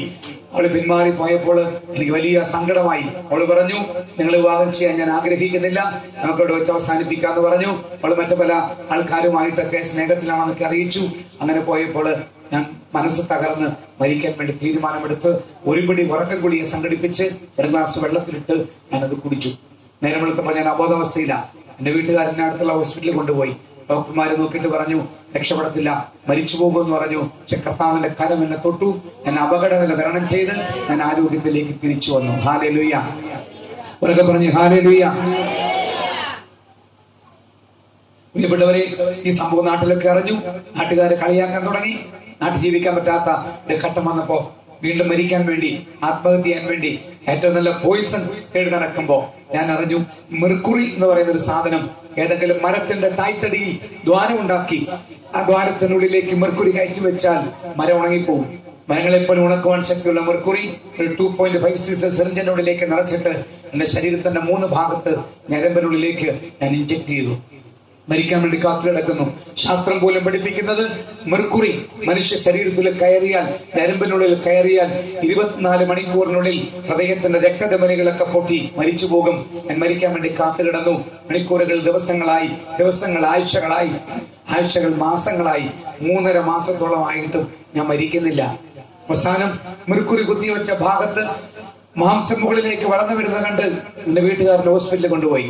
ഡോക്ടർമാരെ നോക്കിയിട്ട് പറഞ്ഞു, ക്യാൻസർ ആണെന്ന് പറഞ്ഞു. ക്യാൻസർ ആണോ എന്ന് സ്ഥിരീകരിക്കാൻ വേണ്ടി ബയോപ്സി ടെസ്റ്റിന് വേണ്ടി എന്നെ ഓപ്പറേഷൻ തിയേറ്ററിലേക്ക് കൊണ്ടുപോയി. ഓപ്പറേഷന്റെ സമയത്ത് എന്റെ ബ്ലഡിൽ നിന്ന് മെർക്കുറി പുറത്തേക്ക് ചാടാൻ തുടങ്ങി, ബ്ലഡിനോടൊപ്പം. അത് കണ്ട് അടുത്ത ഭാഗം ഓപ്പറേറ്റ് ചെയ്തു. അവിടുന്ന് മെർക്കുറിയൊക്കെ എടുത്ത് ആദ്യം ടെസ്റ്റ് ഡോസ് പോലെ ഞാൻ കുത്തിവെച്ചൊരു ഭാഗമുണ്ട്. അത് ഇന്ന് വരെ 1988 കുത്തിവെച്ചത്. ഇത്ര വർഷമായി ഇന്ന് വരെ ഓപ്പൺ ചെയ്തിട്ടില്ല. എന്റെ ബോഡിയിൽ ഇന്നും മെർക്കുറി ഉണ്ട്. Price the Lord. ഹല്ലേലൂയ. എനിക്ക് വേണമെങ്കിൽ ഗിന്നസ് ബുക്കിൽ കയറാം, പക്ഷെ ഞാൻ ആഗ്രഹിക്കുന്നത് സ്വർഗത്തിൽ കയറാനാ. അതുകൊണ്ട് ഞാൻ ഗിന്നസ് ബുക്കിൽ കയറാൻ ശ്രമിച്ചിട്ടില്ല. പ്രിയപ്പെട്ടവരെ, അങ്ങനെ ഹോസ്പിറ്റലിൽ കിടന്നു. എന്റെ മുറിവൊക്കെ കൊണ്ട് വ്രണം പോലായി. പ്രസ് ചെയ്യാൻ തുടങ്ങി. ഡോക്ടർ പറഞ്ഞു, ഇതിങ്ങനെ നോക്കിയാൽ ഒരുപാട് നാൾ കിടക്കേണ്ടി വരും, വീട്ടിൽ പോയി ഡ്രസ് ചെയ്യാൻ പറഞ്ഞു. എനിക്ക് വീട്ടിലേക്ക് ബെറ്റാഡിനും ഒക്കെ തന്ന് പറഞ്ഞു വിട്ടു. വീട്ടിൽ പോയി ഡ്രസ് ചെയ്ത് പുറത്തേക്ക് കിടക്ക് നടക്കുമ്പോ നാട്ടുകാര്, കാണുന്ന കൂട്ടുകാര് അടുത്തു വന്ന് ചോദിക്കും, വർഗീസെ മെർക്കുറി ഇരിപ്പുണ്ടോ? എനിക്കൊരു പുതിയ പേര് കിട്ടി കൂട്ടുകാരുടെ ഇടയിൽ, മെർക്കുറി വർഗീസ്. നാട്ടിലെങ്ങനെ ജീവിക്കും? ഈ നാട്ടിൽ ഇങ്ങനെ ജീവിക്കുന്ന എങ്ങനെയാ? അങ്ങനെ ഞാൻ മരിക്കാൻ തീരുമാനമെടുത്തു. നിങ്ങൾക്കൊണ്ടങ്ങ് ചോദിക്കാം, കെട്ടിപ്പൊങ്ങി മരിച്ചൂടെ? ട്രെയിനിൽ തലവെച്ച് മരിക്കാം, കടലിൽ ചാടി മരിക്കാം, വിഷം കുടിച്ച് മരിക്കാം. അങ്ങനെയൊക്കെ മരിച്ചാൽ ഇത് ആത്മഹത്യയാണെന്ന് ജനങ്ങൾ അറിയും. ആത്മഹത്യയാണെന്ന് അറിഞ്ഞാൽ എന്റെ ഡെഡ് ബോഡി തെമ്മാടി കുഴിൽ കൊണ്ട് നടക്കും. ഓർത്തഡോക്സ് സഭയിലും അന്നങ്ങനെയായിരുന്നു. അച്ഛൻ വീട്ടിൽ വരത്തില്ല, അന്നാൽ തന്നെ കർത്തവ്യമായൊന്നും എടുത്തില്ല. അഥവാ വീട്ടിൽ വന്ന് ജസ്റ്റ് ഒരു കൗമ മാത്രം ചെല്ലിയിട്ട് എടുത്തോണ്ട് പോയിക്കോളാൻ പറയും. പള്ളിയിലെങ്ങും കയറ്റത്തില്ല. എന്നെ പ്രിയപ്പെട്ടവരെ, അതെന്റെ കുടുംബത്തിന് അപമാനമാ. എന്റെ അപ്പൻ പള്ളിയിലെ ഉപദേശിയ, ഓർത്തഡോക്സ് പള്ളിയില് പ്രാർത്ഥനാ ഗ്രൂപ്പ് നയിക്കുന്ന, വചനം പ്രസംഗിക്കുന്ന ഉപദേശിയുടെ ഭാര്യ, ഉപദേശിയോടൊപ്പം പ്രാർത്ഥനാ കൂട്ടായ്മകളിൽ പോകുന്ന അമ്മ, നാട്ടുകാരുടെ മുമ്പിൽ അഭിമാനത്തോടെ ജീവിച്ച അപ്പൻ, 5ാമത്തെ മകനെ വൈദികനാക്കുമെന്ന് വളരെ അഭിമാനത്തോടെ പറഞ്ഞ അപ്പൻ, ഈ മകൻ തോന്നിവാസിയായി ജീവിച്ചപ്പോ ജനങ്ങളൊക്കെ അത് കണ്ട് അപമാനിക്കാൻ തുടങ്ങിയപ്പോൾ എന്റെ പ്രിയപ്പെട്ടവരെ, ഞാൻ ആഗ്രഹിച്ചു, ഇനി ഞാൻ മൂലം എന്റെ അപ്പനെയും അമ്മയെ വേദനിപ്പിക്കണ്ട, എനിക്ക് എങ്ങനെങ്കിലും ഒന്ന് തീർന്നു കിട്ടിയാൽ മതി. അങ്ങനെ ഞാൻ കത്ത് കുറിച്ച് മേശപ്പുറത്ത് വെച്ചിട്ട് ഞാൻ നാട് വിട്ടുപോയി. എന്റെ ലക്ഷ്യം ഇതാണ്, എവിടെങ്കിലും പോയിട്ട് ചില കത്തുകളൊക്കെ വീട്ടിൽ അയക്കണം, ജീവിച്ചിരിപ്പുണ്ടെന്ന് തിരിച്ചു വരുമെന്നൊരു പ്രതീക്ഷ കൊടുത്തിട്ട് മരിക്കാം. അങ്ങനെ എത്തിയത് ചെന്നൈയിൽ ചെന്നു. അതിനിടയ്ക്ക് പല പ്രാവശ്യം മരിക്കാൻ ശ്രമിച്ചു, ആത്മഹത്യ ചെയ്യാൻ വേണ്ടി ശ്രമിച്ച് പരാജയപ്പെട്ടു. ദൈവം അവിടുന്ന് പൊക്കിയെടുത്ത് വീണ്ടും കേരളത്തില് എന്റെ വീട്ടില് കൊല്ലത്തേക്ക് കൊണ്ടുവരുന്നു. അങ്ങനെ വീട്ടിൽ വന്നു.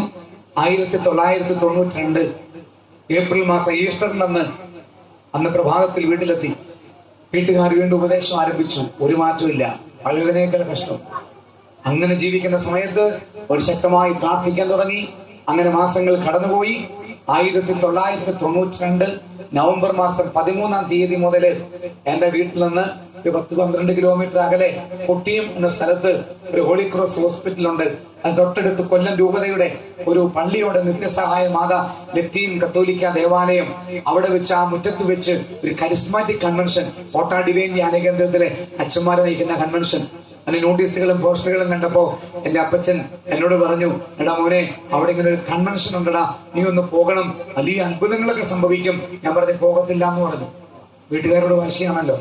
അവസാനം പറഞ്ഞു, എടാ എന്റെ അമ്മ മരിക്കാറായി കിടക്കുക, എന്റെ സഹോദരി മരിക്കാറായി കിടക്കുക, അവർക്കെങ്കിലും സൗഖ്യം കിട്ടട്ടടാ, നീ അവരെയും കൊണ്ടൊന്ന് പോകും എന്ന് പറഞ്ഞു.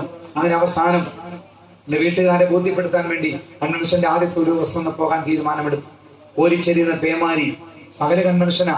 ഇതുപോലെ വലിയ പന്തലായിട്ടിരിക്കുന്നത്, ആയിരക്കണക്കിന് ആൾക്കാർക്ക് ഇരിക്കാവുന്ന പന്തല്.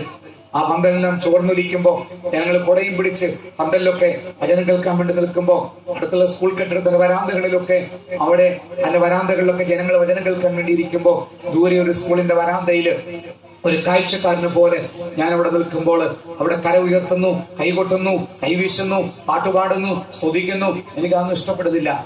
ഉച്ചവരെ ഞാൻ അവിടെ നിന്നു. ഉച്ചയ്ക്ക് ഞാൻ കരുതി ഒരു സിനിമ കാണാൻ പോവാം, ഇത് വെറുതെ ഭ്രാന്തന്മാരുടെ പരിപാടിയാ ഈ കാണിക്കുന്നതൊക്കെ. അങ്ങനെ സിനിമയ്ക്ക് പോകാന്ന് കരുതി ഞാൻ അവിടെ നിന്ന് പോയി. ഞാൻ നടന്ന് മെയിൻ എൻട്രൻസിന്റെ ഭാഗത്ത് ചെന്നപ്പോ ഒരു അനൗൺസ്മെന്റ് കേട്ടു, ഇപ്പോൾ നിങ്ങൾക്ക് ഇവിടെ ലഘുഭക്ഷണം വിതരണം ചെയ്യും, ബ്രെഡും ചൂടുവെള്ളവും സൗജന്യമായി ഇവിടെ കിട്ടും. നമ്മള് മലയാളികളാണല്ലോ, ആസിറ്റ് പോലും ഓസിന് കിട്ടിയാൽ കുടിക്കുന്നവരാ. അങ്ങനെ ഓസിന് ബ്രെഡ് കൊടുക്കുന്നത് കേട്ടപ്പോ ഈ പോയ ഞാൻ തിരിച്ചു വന്ന് അവിടെ വന്ന് നിന്നു. ആ ബ്രെഡാണ് എന്റെ ടേണിംഗ് പോയിന്റ്. ഞാൻ ഇന്നും എടപ്പള്ളി കൂടെ യാത്ര ചെയ്യുമ്പോ മോഡേൺ ബ്രെഡിന്റെ ഫാക്ടറി കാണുമ്പോ ഞാൻ അറിയാതെ ഒന്ന് തലകുനിക്കും, ബ്രെഡേ നീയാണ് എന്റെ ജീവിതം മാറ്റിമറിച്ചത്. അങ്ങനെ ബ്രെഡ് തിന്നാൻ വേണ്ടി കടന്നു വന്ന് നിന്ന് അതേ സ്ഥലത്ത് നിൽക്കുമ്പോ എനിക്കും കിട്ടിയ 4 പീസ് ബ്രെഡും ചൂടുവെള്ളവും. കഴിക്കാൻ തുടങ്ങിയപ്പോ അച്ഛൻ പറഞ്ഞു, കായിക സംഘക്കാര് പാട്ട് പാടും, ഇവിടെ പാടുന്ന പാട്ടുകളൊക്കെ ആത്മീയ ഗാനങ്ങള് വചനമാണെന്ന് പറഞ്ഞു. ആ വചനം നിങ്ങൾ ധ്യാനിച്ചുകൊണ്ട് ഭക്ഷണം കഴിക്കാൻ പറഞ്ഞു. ഒരു പാട്ട് കേൾക്കാവുന്ന തരത്തിൽ നിന്നപ്പോ അവിടെ അവര് പാടിയ പാട്ട് എന്റെ അമ്മ മിക്കവാറും ഞാൻ വീട്ടിലുണ്ടെങ്കിൽ പാടുന്നൊരു പാട്ടുണ്ട്. പണ്ടത്തെ ഒരു പാട്ടാ, ആകാശമേ കേൾക്കുക, ഭൂമിയെ ചിതറിക, ഞാൻ മക്കളെ പോറ്റി വളർത്തി അവരെന്നോട്. എങ്ങനെ എന്റെ അമ്മ പാടാതിരിക്കുന്നത് എന്നെ കണ്ടാല്? അങ്ങനെ കേട്ട് മടുത്തൊരു പാട്ടൊന്നും അവിടെ കേട്ടപ്പോ എനിക്ക് ഈ പാട്ടുകാരെ അടുത്ത് കിട്ടിയാൽ ഞാൻ അവരെ അപ്പൊ തന്നെ ഈ മതം പൊട്ടിയ ആന ചവിട്ടിക്കൊല്ലുന്ന പോലെ ഞാൻ അവരെ ചവിട്ടിക്കൊല്ലും. എനിക്കതുപോലെ വെറുപ്പായവരോട്. അങ്ങനെ ഞാൻ ആ വെറുപ്പെല്ലാം ഈ ബ്രെഡ് കടിച്ചു തിന്നുമ്പോ, അവരോടുള്ള വെറുപ്പോടെ ഇങ്ങനെ കടിച്ചു തിന്നുമ്പോ ഞാൻ അറിയാതെ എന്റെ ചിന്തകള് ഈ പാട്ടിന്റെ വരികളില്, അത് യെശയ്യാ പ്രവാചകന്റെ പുസ്തകത്തിന്റെ 1-ാം അധ്യായത്തിന്റെ 2 മുതലുള്ള വചനഭാഗമാണ്. അതെന്റെ ഹൃദയത്തിൽ ബുദ്ധിയിൽ ഇങ്ങനെ തുളച്ചു കയറാൻ തുടങ്ങി. ഞാൻ അറിയാതെ ഞാൻ ചിന്തിക്കുക, ആരാ കരയുന്നത്, എന്തിനാ കരയുന്നത്? അടുത്ത വരികൾ കേട്ടപ്പോ മനസ്സിലായി, അകത്തി ഭാരം ചുമക്കുന്ന ജനം, ദുഷ്പ്രവൃത്തിക്കാരുടെ സന്തതികൾ, വഷളായി ജീവിക്കുന്നവർ, അവരെ ദൈവം ആരെന്ന് അവർ അവരറിയുന്നില്ല. പ്രിയപ്പെട്ടവരെ, ആ വചനമൊക്കെ കേട്ട് ഞാനിങ്ങനെ ത്രില്ലടിച്ച് ഞാനിങ്ങനെ ഇരിക്കുന്ന സമയത്ത് പെട്ടെന്ന് എന്റെ മനസ്സിലേക്ക് ഒരു ചിന്ത, ദൈവം കരയുന്നു. ദൈവം കരയുന്നതിന്റെ കാരണക്കാരൻ ഞാൻ കൂടിയാണ്. അവിടെ വെച്ച് ഞാൻ പൊട്ടിക്കരയാൻ തുടങ്ങി. തിന്ന ആ ബ്രെഡ് പൂർണ്ണമായി തിന്ന് പൂർത്തിയാക്കാൻ പറ്റിയില്ല. ഗ്ലാസും വെള്ളവും ഞാൻ അവിടെ തന്നെ എറിഞ്ഞു കളഞ്ഞു. ഞാൻ പൊട്ടിക്കരഞ്ഞുകൊണ്ട് ആ പന്തലിന്റെ പുറകില് പച്ച മണ്ണിൽ പോയി ഇരുന്ന് ഒരു കൊച്ചു കുഞ്ഞിനെ പോലെ ഞാൻ കരയാൻ തുടങ്ങി. ഉച്ച മുതല് വൈകിട്ട് 5 മണി വരെ ഞാൻ ആ പന്തലിൽ ഇരുന്നു. 5 മണിക്ക് കൺവെൻഷൻ തീർന്ന് ഞാൻ എന്റെ വീട്ടിൽ പോയി. പിറ്റേന്ന് ഞാൻ കൺവെൻഷന് വന്നു. 5 ദിവസം കൺവെൻഷനിൽ പങ്കെടുത്തു. 5-ാം ദിവസം ഒരു അനൗൺസ്മെന്റ് പാലായിക്കടുത്ത് കൊല്ലപ്പള്ളി എന്ന സ്ഥലത്തിനടുത്ത്